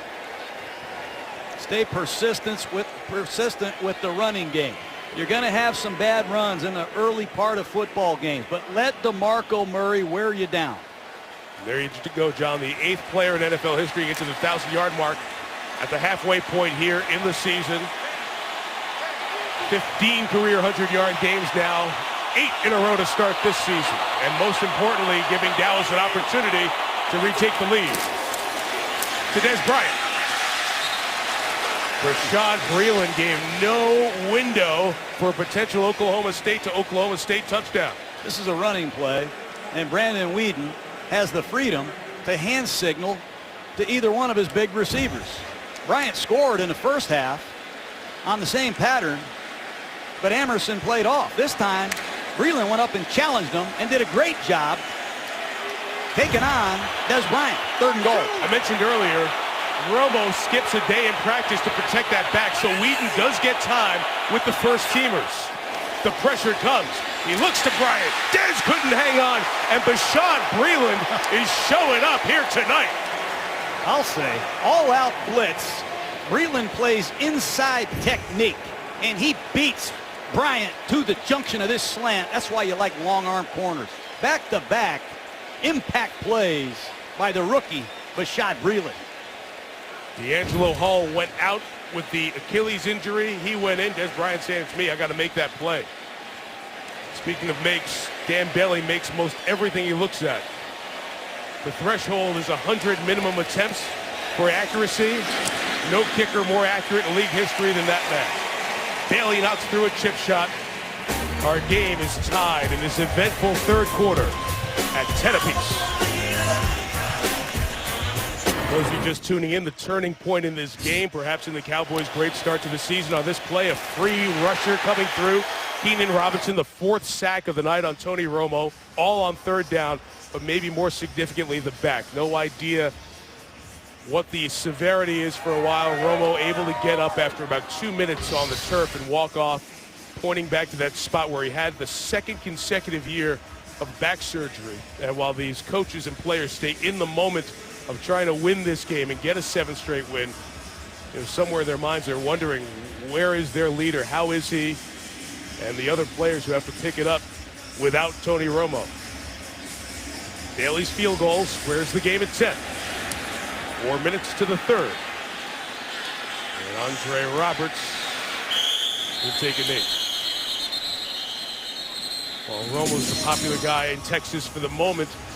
Colt McCoy is back near where he grew up. Population's just over 700 in Tuscola, Texas. His hometown, 180 miles west of here on I-20, south of Abilene. Total area of 7/10 of a square mile.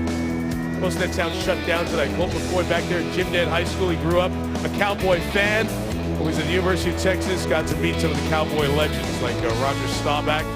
And his family has made the trip over, along with a lot of other folks in Tuscola. His dad, Brad, his high school coach at Jim Ned High School, took him to a state championship game. There in that Redskins shirt on the right. Would he have ever thought he'd come to a Cowboy game wearing Redskin colors to watch his son? False start. Offense, number 68. 5-yard penalty. Remains first down. And they're living every snap of what might be one of the rare opportunities for him to start here, because Robert Griffin is in the bullpen, getting close to getting ready. So it's maybe 1 or 2 opportunities for McCoy, but John, too many mistakes by Washington on the offensive end here tonight. Well, they've had trouble at right tackle, Mike. Tyler Columbus benched tonight. That time Compton, number 68, former 6th-rounder. Illegal procedure, can't happen. So from the 15, it's Morris Wright. 1 yard. Justin Durant. Field position has been an issue all year for the Redskins. And when you commit penalties on the road, crowd noise becomes a problem. Let's see if Colt McCoy can communicate clearly in the huddle. The Redskins have had some problems with their 3rd-string quarterback getting everybody on the same page.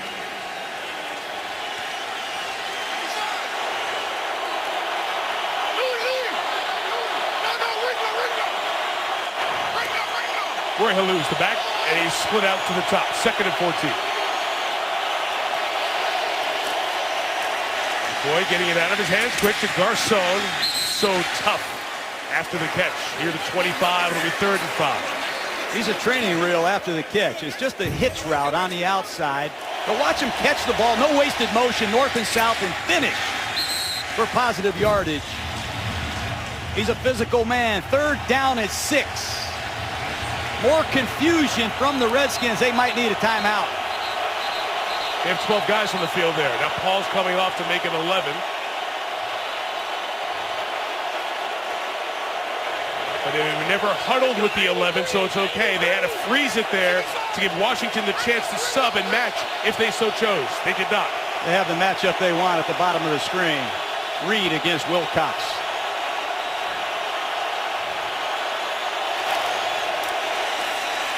McCoy surveys, comes back to Halou. Got the 1st down. Durant tackles him at the 30. That's halfback choice, and Roy Halou is the halfback that runs the choice. Very good pass receiver. He's going to come out of the backfield and have a 2-way go against Justin Durant, who's one-on-one in coverage with help from McClain. That time Halou beat a double. Nice work by Colt McCoy sliding in the pocket. I loved watching Harry Melton walk past McCoy at the end of that one. As we said before, they were Texas teammates as Longhorns. Melton almost got to his former buddy, and Melton was a running back.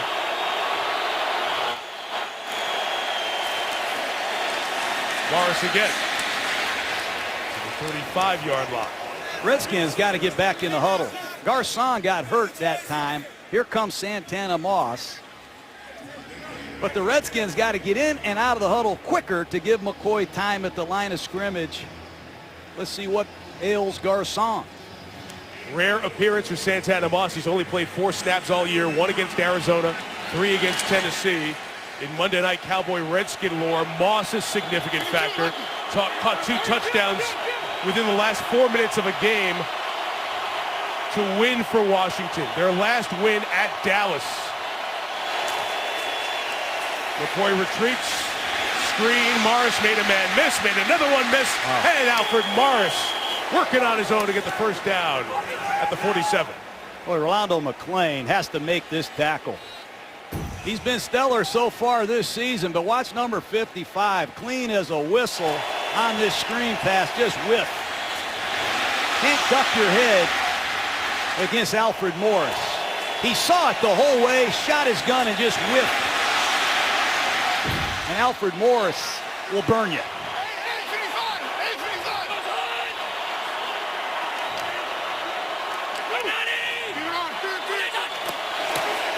First and 10, play action pass, shot downfield to Deshaun Jackson, separating and hauling it in.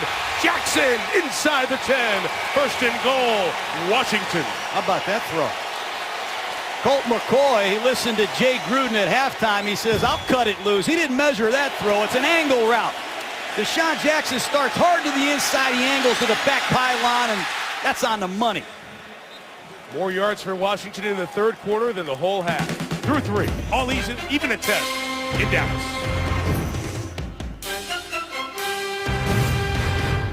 ESPN celebrating 45 years of Monday Night Football. Go to the fourth quarter here in Arlington, Texas. Mike Tirico, John Gruden, Lisa Salters. Lisa keeping watch over by the Dallas locker room for any medical updates on Tony Romo, who injured his back in the third. Washington averaged 10 yards a play in that third quarter at 173 total yards. Colt McCoy has him in the red zone trying to retake the lead.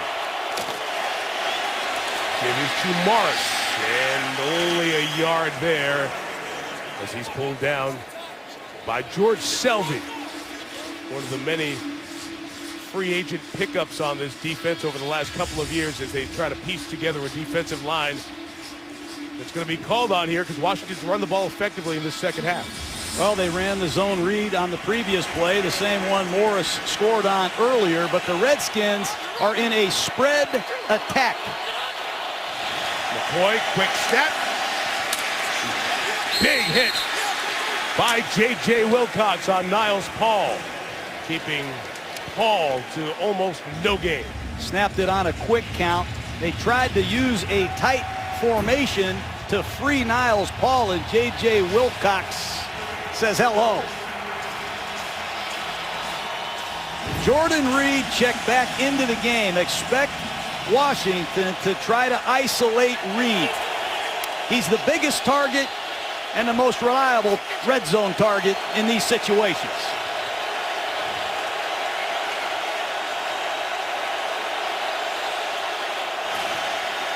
Quarterback draw, McCoy, touchdown!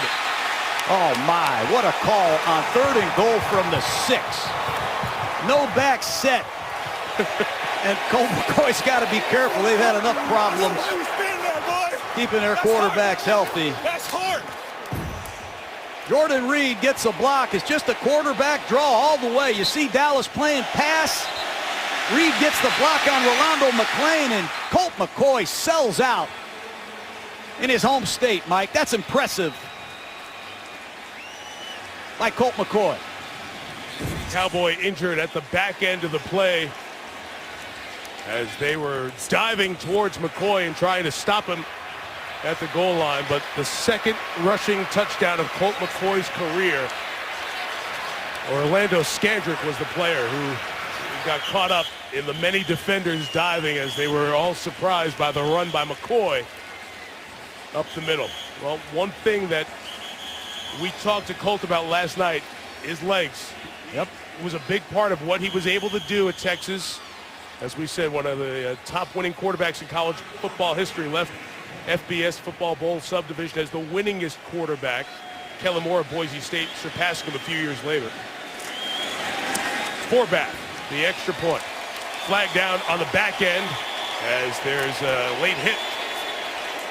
And the intensity of the rivalry continues to be seen after the whistle on both sides.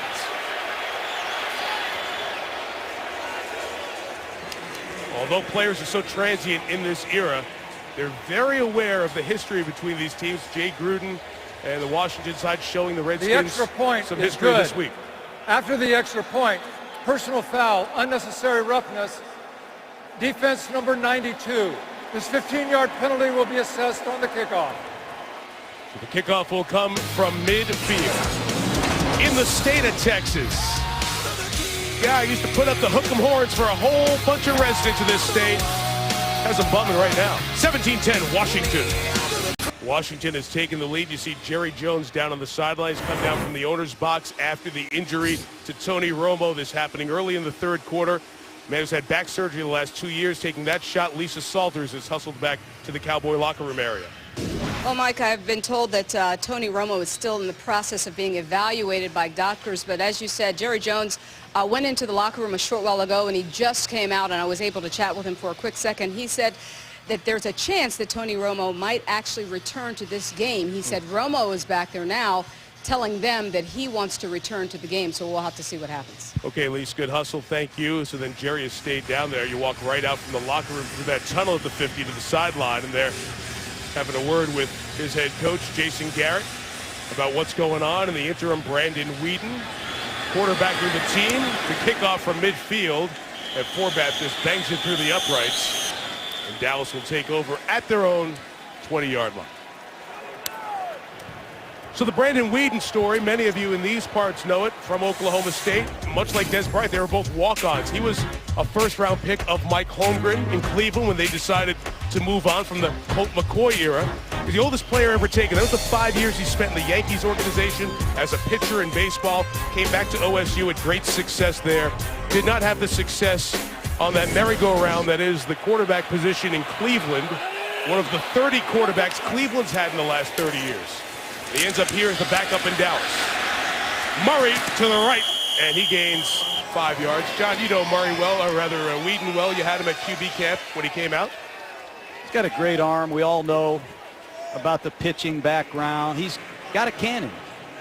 He was in a strange offense like a lot of these college quarterbacks, and it didn't work out in Cleveland. And he's got an opportunity to prove his worth for these Dallas Cowboys. They've had success running the ball while he's been in a game, surprisingly. Murray up to 124 yards. This out of an empty set. Pass is complete.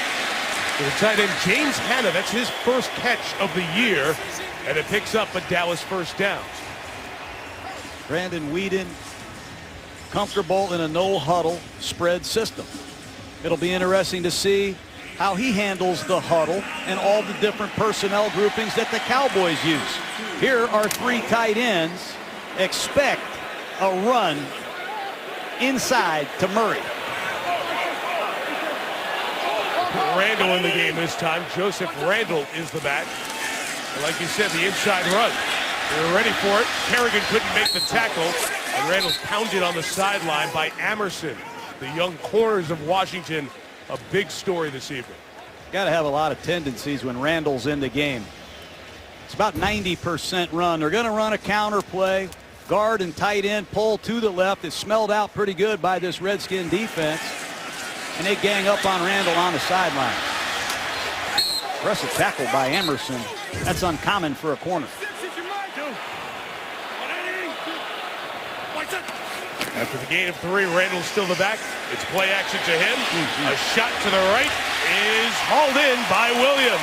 First down, Terrence Williams just shy of midfield. Good call by Scott Linehan. It's an isolation play pass. Maximum protection. One-on-one on the outside. And Brandon Whedon rips it. It's hard to say that. There's Terrence Williams. He has made a lot of big catches in the fourth quarter for Dallas.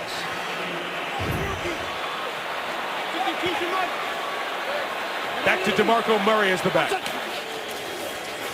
Oh, they missed exchange on the handle, and Murray's able to get back on it. Still working at the bottom of the pile. You hear the officials say it's over. White ball, so Murray able to hop on the missed exchange from the backup quarterback. Oh, the lack of practice time. I've been saying it for a long time. The lack of repetitions with your backup quarterback and the first string offense is a problem. And it's a problem on routine plays. I'll bet Brandon Weeden hasn't ball handled that run since August. Officially, that goes as a Weeden fumble. He's the last player to possess it. Murray falls back on it, but it's a loss of 5. Trying to set up the screen. Here goes DeMarco. What a block downfield from the rookie, Zach Martin. Freeing the first down run by Murray. The Golden Domer, the guard, Zach Martin. The big block on that play. Jerry Jones played right guard at Arkansas. He's got to love what Zach Martin does for him here. He sets the screen. How about this second level block on Perry Riley? It sets up Murray. And Jason Witten threw a downfield block as well. How about Jason Witten? He could care less about statistics. All he does is play tight end as well as anybody that's ever played it. 20 touches, 205 total yards from Murray tonight. He gets a break. Randall runs. And a good gain of 8 yards on first down to the 25. And that offensive line strength, John, screens and running the ball with the backup quarterback in. Boy, we're seeing that amplified in this second half. This Dallas offensive line reminds me of the line that they had in their glory days. I remember Eric Williams, Stepnoski, 2-A in my nightmares. And there's similar tonnage up front for this Cowboy outfit. Fake to Randall. With pass protection for Weeden. There is Witten. Dallas touchdown.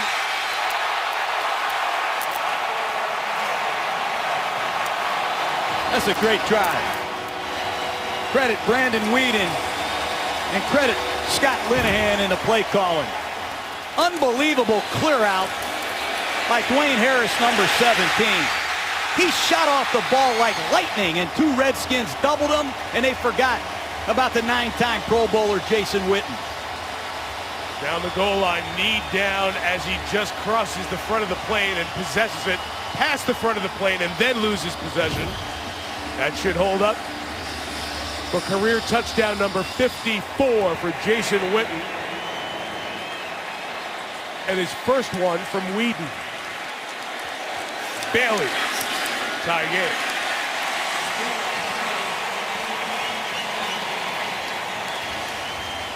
Only Tony Gonzalez, more receptions, 4 yards as a tight end all-time than Jason Witten, who just scored the game-tying touchdown for Dallas. Brandon Weeden, with his first action as a Cowboy, leads back-to-back scoring drives, a field goal, and then a touchdown to Jason Witten.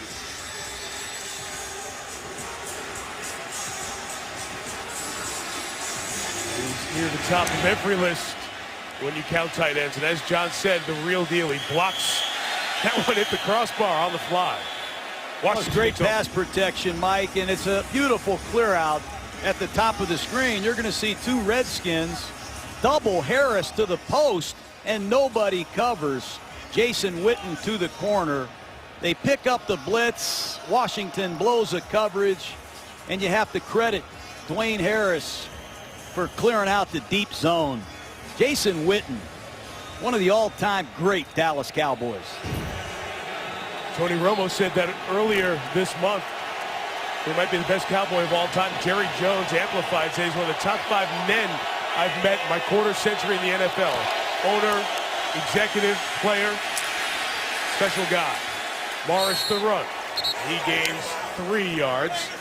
Interesting, on a night where we've had 3 turnovers, a couple giving teams short field. We've had long touchdown drives. All 4 touchdown drives in this game have gone 80 yards, including the one capped off by McCoy the last time Washington had the ball. What's the credit to both of these coaching staffs for being able to function with backup quarterbacks in primetime TV.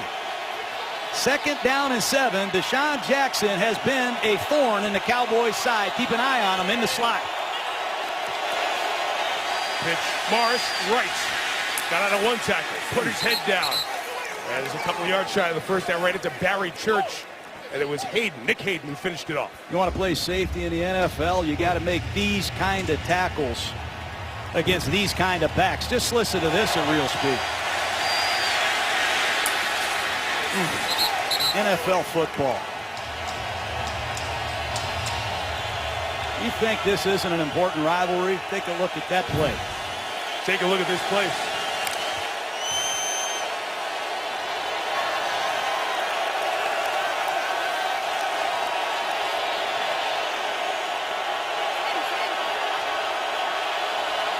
Third and 2 pistol. Fake to Halou. McCoy ran for a touchdown last time. Gets a first down this time. I think he did that on his own. I think they want to run Morris to the left. He saw Scandrick playing around over here on the left side. He says, you know what? I'm just going to keep it and not tell anybody. Got he called by Colt McCoy, and that's the second time he has hurt Dallas with his legs. And Jay Gruden said he brings that element that we have been missing without Robert Griffin. Halfway through the fourth. Good numbers from McCoy, who's gotten better as the night has gone on. His first start in 3 years. Flush. Nobody is on this side to throw it to, but he used the pump to avoid a sack and turn it into a gain. These play-action passes where you keep the tight end in.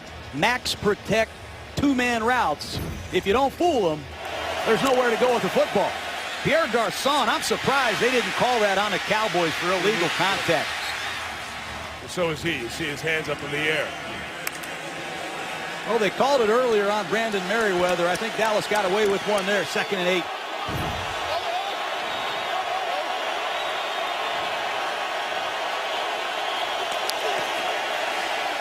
McCoy with time. Roberts can't hold on as Rolando McClain was waiting there for him. That's where you'd like to see Colt McCoy reset and get to his check down. Roberts is clearly covered. And Rolando McClain, who missed a tackle earlier, redeems himself. That's a PBU, Mike. Pass is broken up. 3rd down and 8. Dallas has been playing a lot of zone coverage tonight, trying to get help on Deshaun Jackson, and there's more confusion. Got to hurry. It's inside of 10 seconds.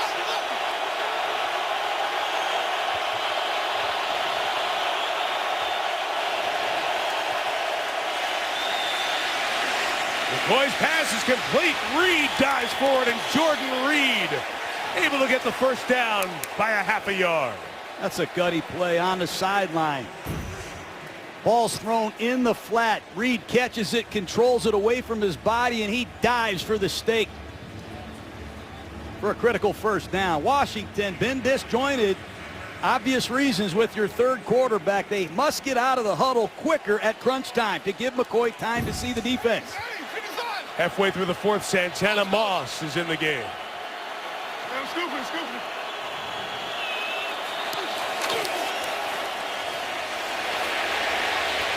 McCoy eludes the sack, keeps it alive. It'll be a loss of 2. You see 5 Cowboys running from all over. It's the trademark of this team. Meantime, there's Tony Romo in the back in conversation with the Cowboys medical staff. Their longtime PR man, Rich Dalrymple, back there as well. Romo looks like he's in negotiation, trying to work his way back to the field. I wonder what Jason Garrett would do. Whedon has led them to 10 points, a field goal and a touchdown in his 2 drives.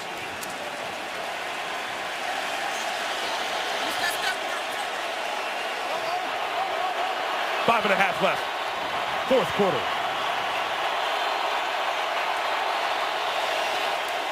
Five in the pattern on 2nd and 11. McCoy got rid of it. Jackson, 2.5 shy of the first down, but it's another 3rd and manageable as McCoy got knocked down at the end of the play. A lot of stunts from this defensive line of the Cowboys. And the Cowboys are playing a lot of zone coverage. 2 deep and 5 underneath. They're forcing Washington to pass protect, and they're going to see if McCoy can get the alternate receivers. 3rd down and 2. Keep an eye on Jordan Reed. Number 86, he's been a go-to receiver in these 3rd and medium situations the last couple weeks.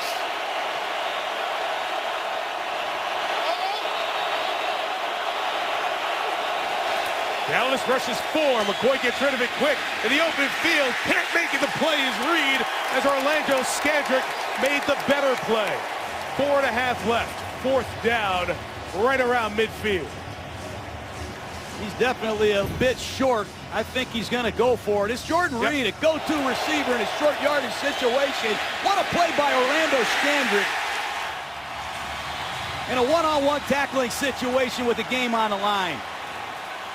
Offensive personnel on the field showing to go for it. Play clock at 15. They're going to run out of time here, so Jay Gruden not going to rush it. He's going to walk out to the official and take a timeout. Well, we're going to reset, a repump of the play clock there, which was interesting because the clock was down at 14 earlier. And a reset to 25. Jay's going to let it run down to about 3:45 or so and burn the second of his 3 timeouts. Going to find his fullback, Darrell Young. Make sure Alfred Morris is heated up.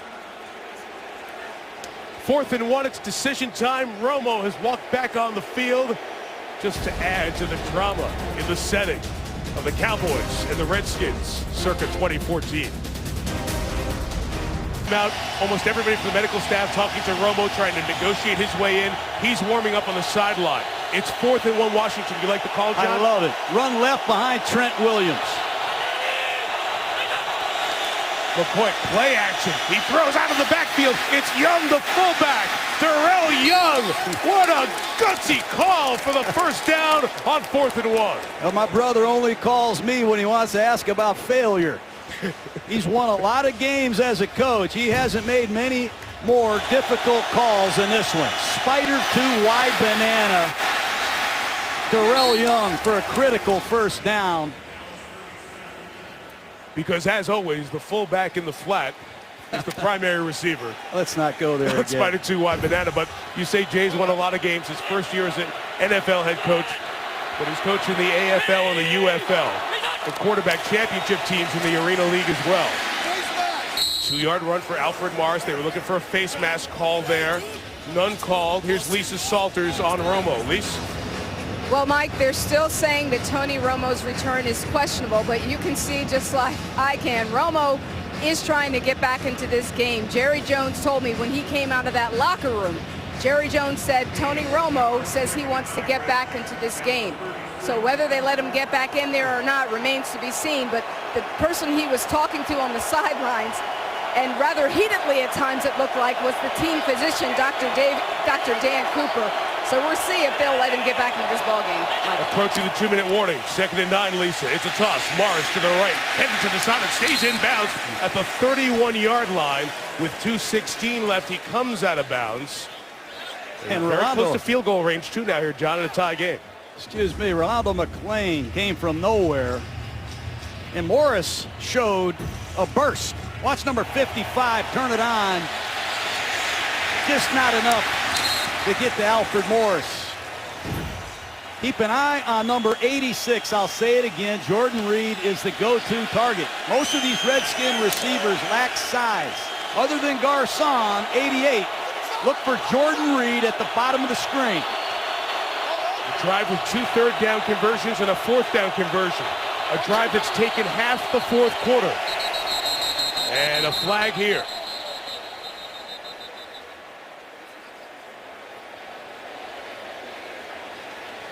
Delay a game. Delay a game. Offense. 5-yard penalty. Remains 3rd down. And that takes you not only to 3rd and 10, but takes you back to the 37. And from there, a field goal would be 55 yards, and Forbat's career long is 50, twice. Oh, the timeout has to come from the sideline, or it's got to come from the quarterback. Delay a game in that situation, painful. They're in field goal range, but this is a long way to go. Let's see if Rod Marinelli brings some fire.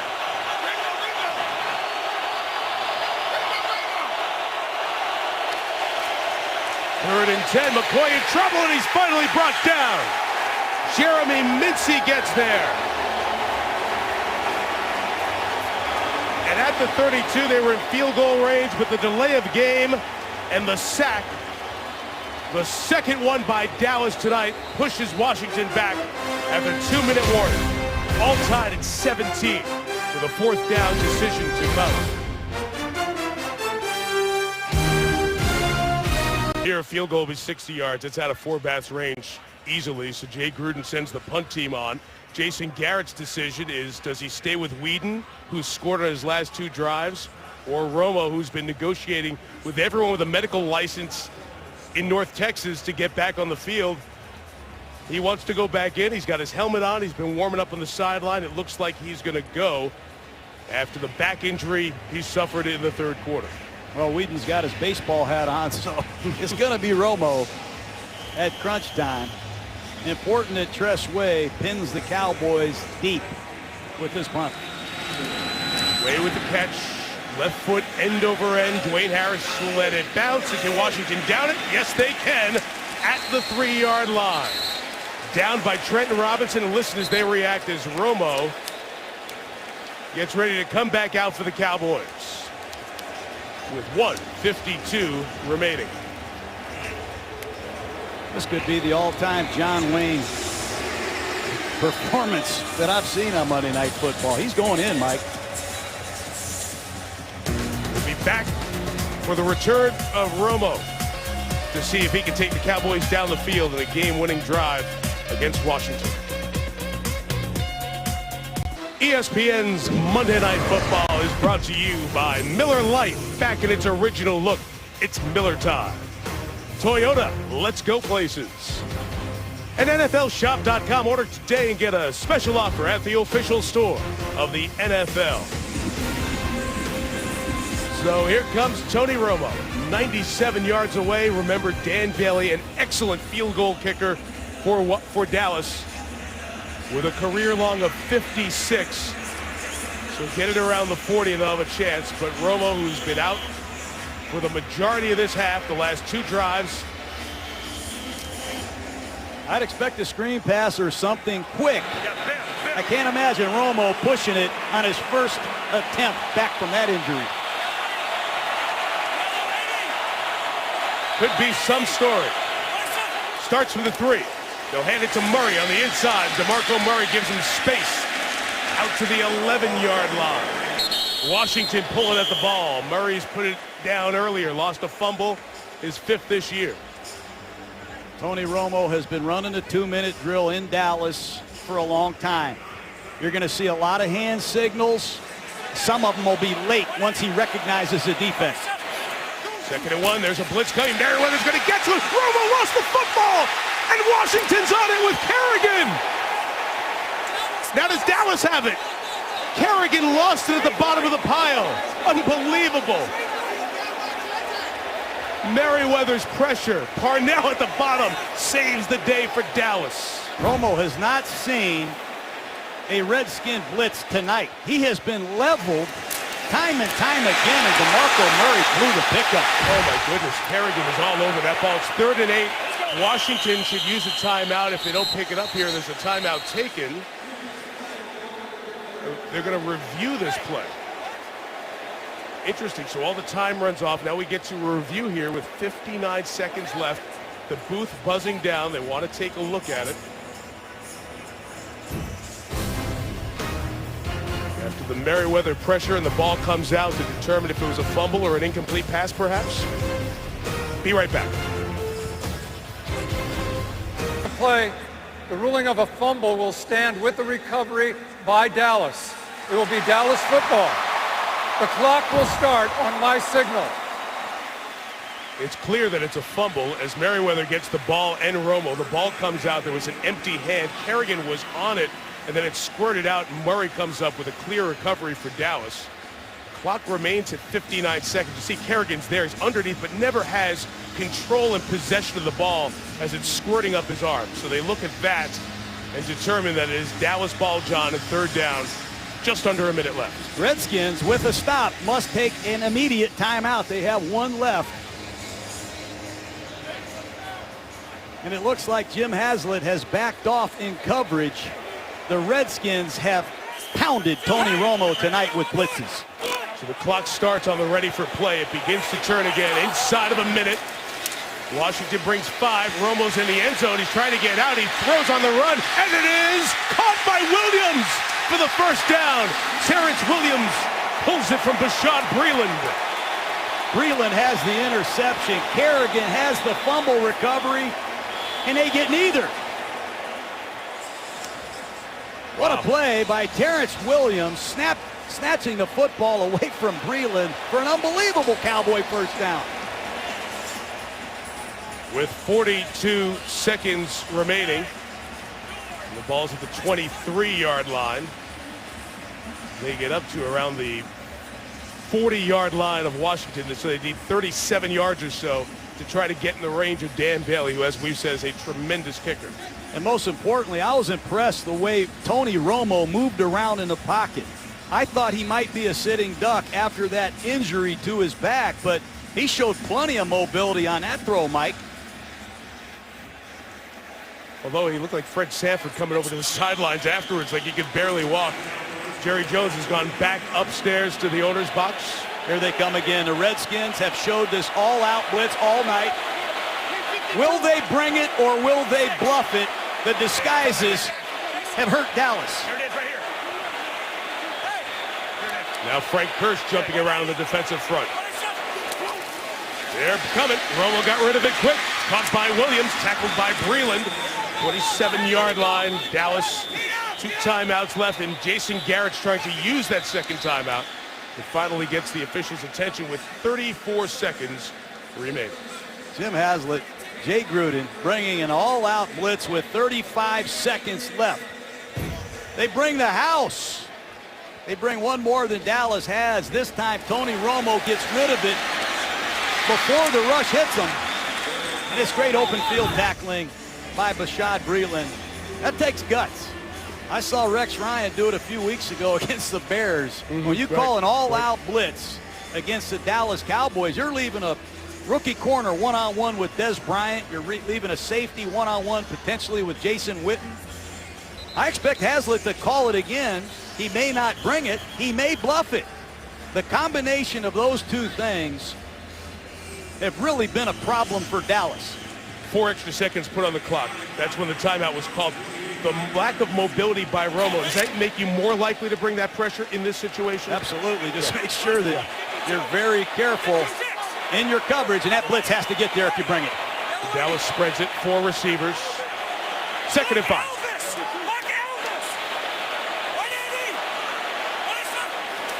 Again, the pressure comes. Rid of it quick. Williams can get blocks. He'll get close to the first down as Biggers brings him down.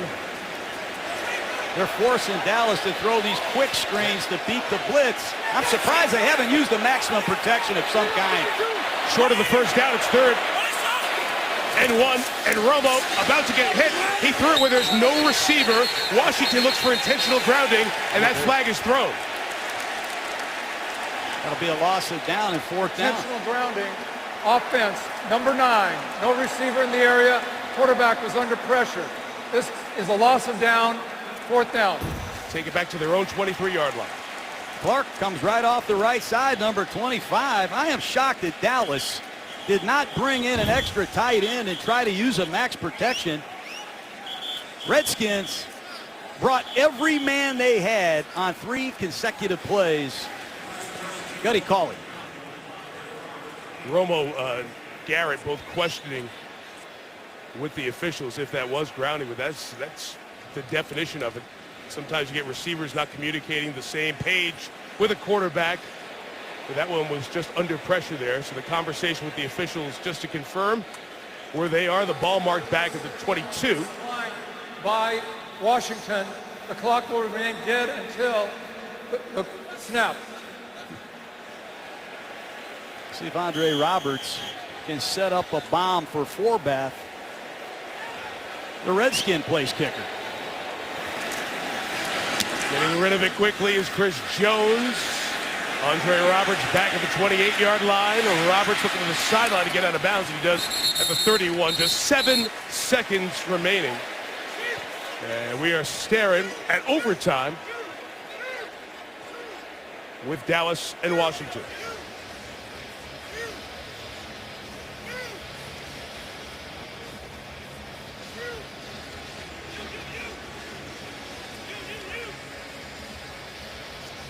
Well, this is a down situation. You throw the ball to a receiver and you say, as soon as you catch it, go down immediately and take a timeout. Would you take? You think at the 31 you take a shot to try to get some yards here? I try to push a slant in there and get a catch ball down at the 50 and set up a Hail Mary. But they're going to play for overtime. They're taking the victory play. I think it's wise.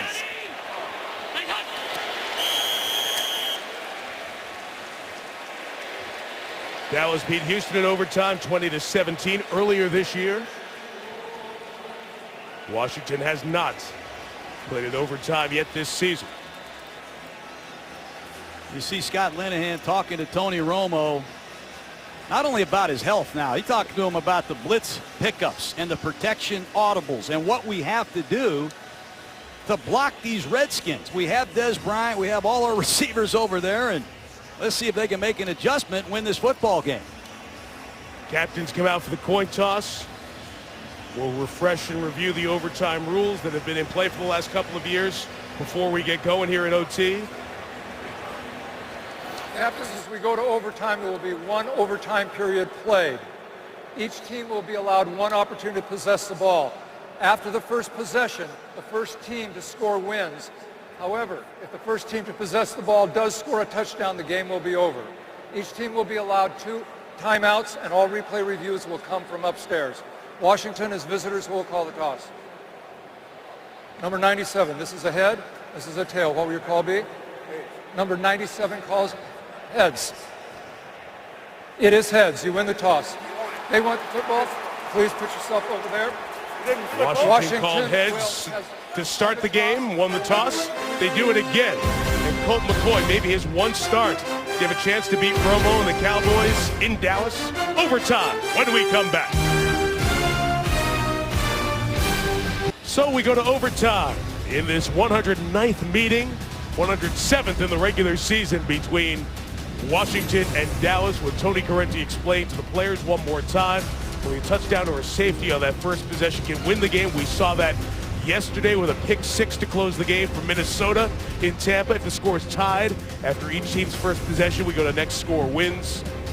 And we can't have a tie, as we did have earlier in the season when Carolina and Cincinnati played to a draw on the missed field goal at the end of 75 minutes.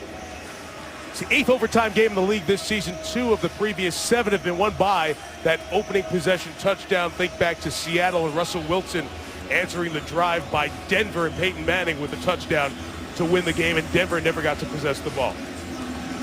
Washington's chance first. Bailey kicks off. And again, right through the uprights, no return, so it's Colt McCoy at the 20-yard line. John, we talked about McCoy. It's been almost 3 years since he started. He looked rusty and struggled in the first half. Was he better, in your opinion, in the second half? Yeah, he's done some good things. This is a tough assignment in the noise on the road against a good team.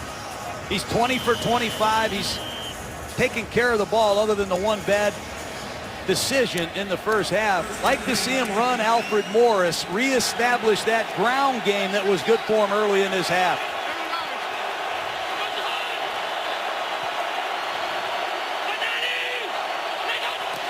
Drive start from the 20. And McCoy seeking the middle. It is caught, and Garcon gains 22 to the 42-yard line.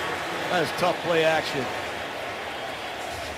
Well-designed play. Linebacker steps up, and Garcon, left to right, shows up beautifully in the middle of the field. Nice anticipation by Colt McCoy.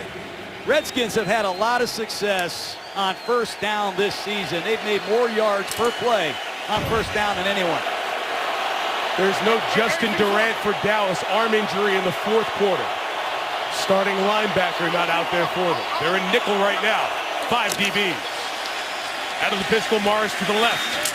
Good first down gain. Lowers the shoulder and gains 8 yards. Morris at 71 yards on the night. You can see Rod Marinelli on the Cowboy sideline. He is not happy. The ball gets to the edge. Niles Paul at tight end does a nice job setting the edge, and that ball gets to the outside, and that forces Wilcox to make a one-on-one tackle. But when you make 9 yards on first down running the football, Rod Marinelli's not going to be happy. They get a touchdown wins. A field goal gives Dallas an opportunity to match or better. Roy Halou left that time. Rolando McClain got on the other side of the line of scrimmage. Run and led the tackle. Excuse me, my run through linebackers in a short yardage second down situation. Rolando McClain rejects this inside run. You got to play with your eyes if you're Corey Lichtensteiger, and right guard Chris Chester struggles.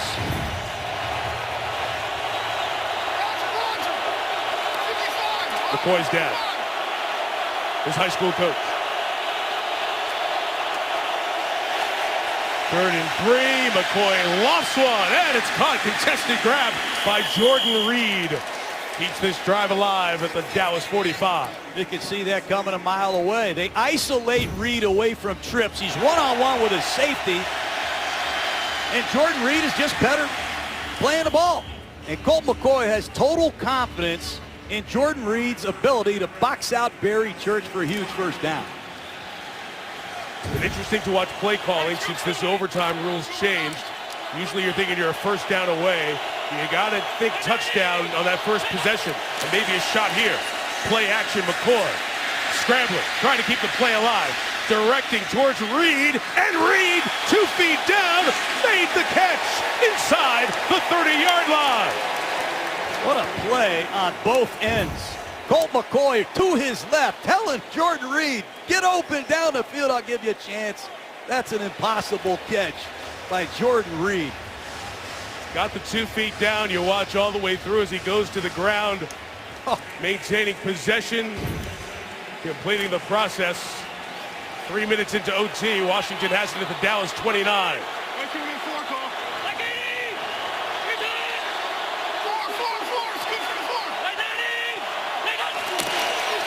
29. Morris got out of an arm tackle. Almost a loss of yardage by Anthony Spencer. Instead, it's a gain of 2. Jay Gruden's trying to win back-to-back games for the first time in his Washington tenure. He's got Colt McCoy's dad, Brad, sitting there and watching. It's been a long time since he's felt that pit in his stomach because his son hasn't played in 3 years. And Jason Garrett's that hopeless feeling. You lost your quarterback, Romo, to the back injury. Whedon, the backup, comes in, gives you 10 points. Romo comes back in that last drive. They almost lose it twice. Washington gets the toss, and Washington is just a play away from a road win at 6-1 Dallas. McCoy throws it complete. And Deshaun Jackson to the 23-yard line. It'll bring up another 3rd and manageable in the first drive of overtime. Call that a stick route. Normally you have a big receiver run that pattern, and Deshaun Jackson's done a lot of good things tonight. That time in the land of giants, he catches the ball, protects it after McClain levels him. 3rd down and 4. And in this formation to the right side, expect a bunch release and look for number 86 out of the stack. McCoy is at 13 of his last 14. And another one. Can he make the play? No. Reed that time is denied by J.J. Wilcox. Washington will attempt the field goal to put the pressure on Dallas. So McCoy gets him down there, and now it's up to Kai Forbath, who kicked a game winner last week. He had a game winner against Baltimore in 2012. This would not be a game winner, but would put Dallas in the pressure spot where they must score a field goal to keep the game going. And he missed the mid-range field goal against Philadelphia late. We'll see how he handles the pressure.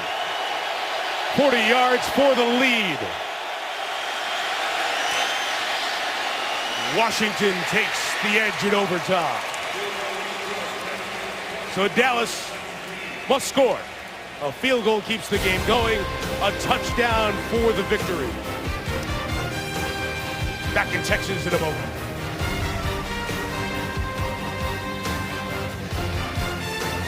Mentioned Washington going for the back-to-back wins. Dallas trying to get to 7-1. Philadelphia lost yesterday. The Cowboys not only atop the NFC East, but tied for the best record in the NFL, along with Denver and Arizona at 6-1. Washington trying to get its first division win here.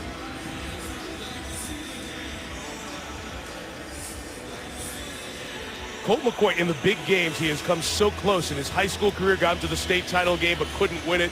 Got Texas to the national championship game, got hurt 5th snap of that game. Oh, this isn't the equal of those two, but would be such a big moment in his career. It's up to the Washington defense. The drive will start at the 20 as Tony Romo comes back out with the Cowboys offense. They cannot forget about DeMarco Murray. Murray ran the ball extremely well while Romo was in the locker room. Whedon was at quarterback, and Murray changed this game with a couple runs. Would not be surprised if they took a little pressure off Romo here and handed him the ball. And again, partner, priority thinking as a play caller, 4 down territory here. You're not punting, the game ends no matter what. So this is 4 down territory for Dallas on the entirety of this drive until they get to field goal range. Romo gets back to Murray. Murray, through a missed tackle, gains 8 on first down. And they continue to feed him. He goes over 140 yards tonight. The same play he gashed the Redskins with earlier. Misdirection, counter play. They pull both guards. 8 yards on first down. I'd hand it to Murray again, Mike. McCoy in Washington to put up 409 yards of offense. Romo, Whedon, and the Cowboys 373. 2nd and 2, play action. Romo checking it down to Murray. That's a beautiful play by Perry Riley Jr. to keep him shy of the first down. And it'll be 3rd down. Well, it's a 2-man route. Murray's just going to check down in the flat to his right off of play action. And Perry Riley with a beautiful one-on-one tackle. And again, this is a 4 down territory for the Cowboys. Des Bryant at the top of the screen looking at the rookie, Bashad Breeland. And that has been a great matchup tonight. Here comes an all-out blitz. That screens every Washington defender, all 11. There's no safety deep. Romo looks right, comes back towards Witten, and it's broken up. Broken up by Riley along with Emerson, and it's come to 4th down. This drive in Dallas crazy. This time they don't bring the blitz. It looks like an all-out blitz, and Jim Haslett bluffed it. And on 4th down and 4, I expect the same call. Washington is going to show an all-out blitz. Do they bring it or do they bluff it? Game's on the line. Go with what's been good to you. Here they come. Must get to the 30 to keep the game alive. Play clock at 5. Timeout taken by Witten. Witten saw Jason Garrett on the sideline. Romo was up there trying to adjust and look at the last minute. Garrett and Witten pulled the plug and said no more. Timeout here on 4th and a long 3. This has been something tonight. It's been tight every snap of the game. It's been a great game. Well, you know what's coming. The Redskins are going to line up Pressure everybody again. up there, and you don't know if they're coming or going. So it's important that Dallas has an all-purpose play. Call a play, be ready for a hand signal, and if you get it, let it rip. But the same blitz and the same bluff of the blitz has hurt Dallas all night tonight. And on 4th down and 4, I'll be shocked if Jim Haslett doesn't bring it again. When you guys go back and watch the film, I think you're going to come away impressed with those corners. The young corners for Washington have held up for 4 quarters and overtime. Can they do it on this play? There it is. They're showing all-out blitz.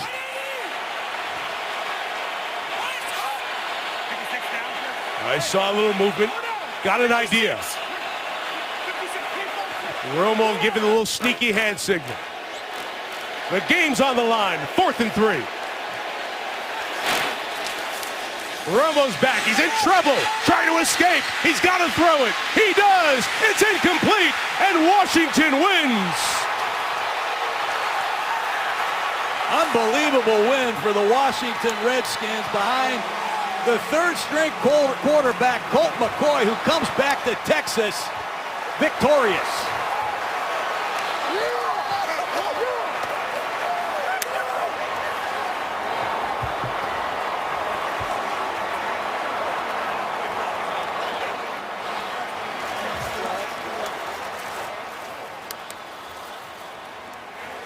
So Colt McCoy comes back to the state of Texas.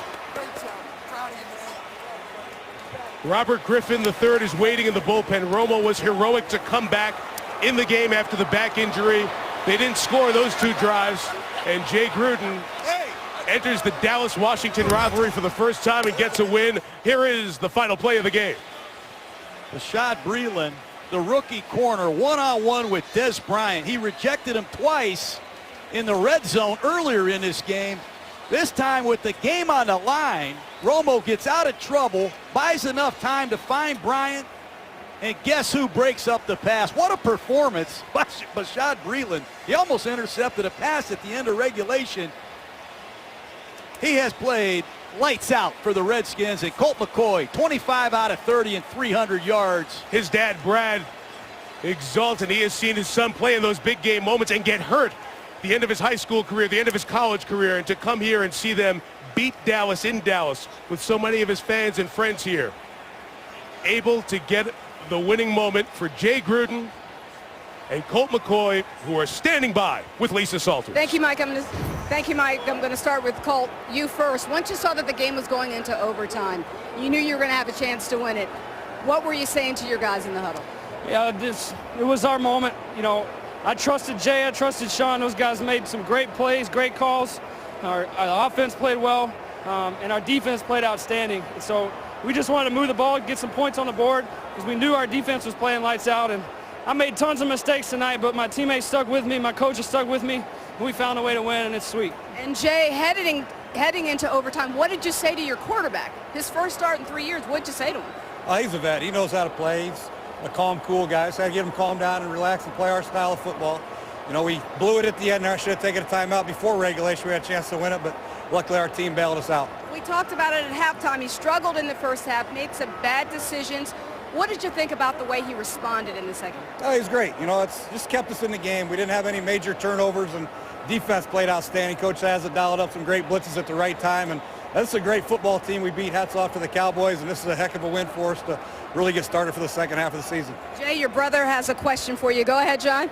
Hey, Jay, I just want to know when you're going to give Colt McCoy a hug and start to enjoy the victory. When are you going to give Colt a big hug and start enjoying this? As soon as I get off the microphone with you clowns. Well, go for it.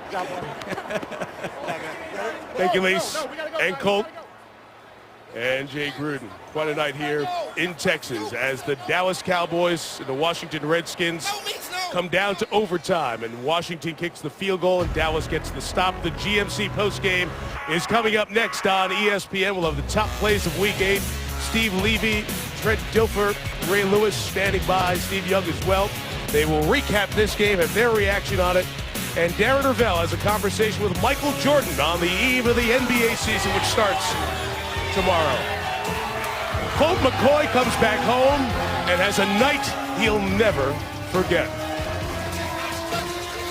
Washington has won back-to-back games for the first time since the end of the 2012 season, and the most unlikely win for Washington in Dallas since the game they based the movie The Replacements on back in 1987. In overtime, Washington 20, Dallas 17. With John Gruden and Lisa Salters, Mike Tirico. Stay tuned. SportsCenter starts now.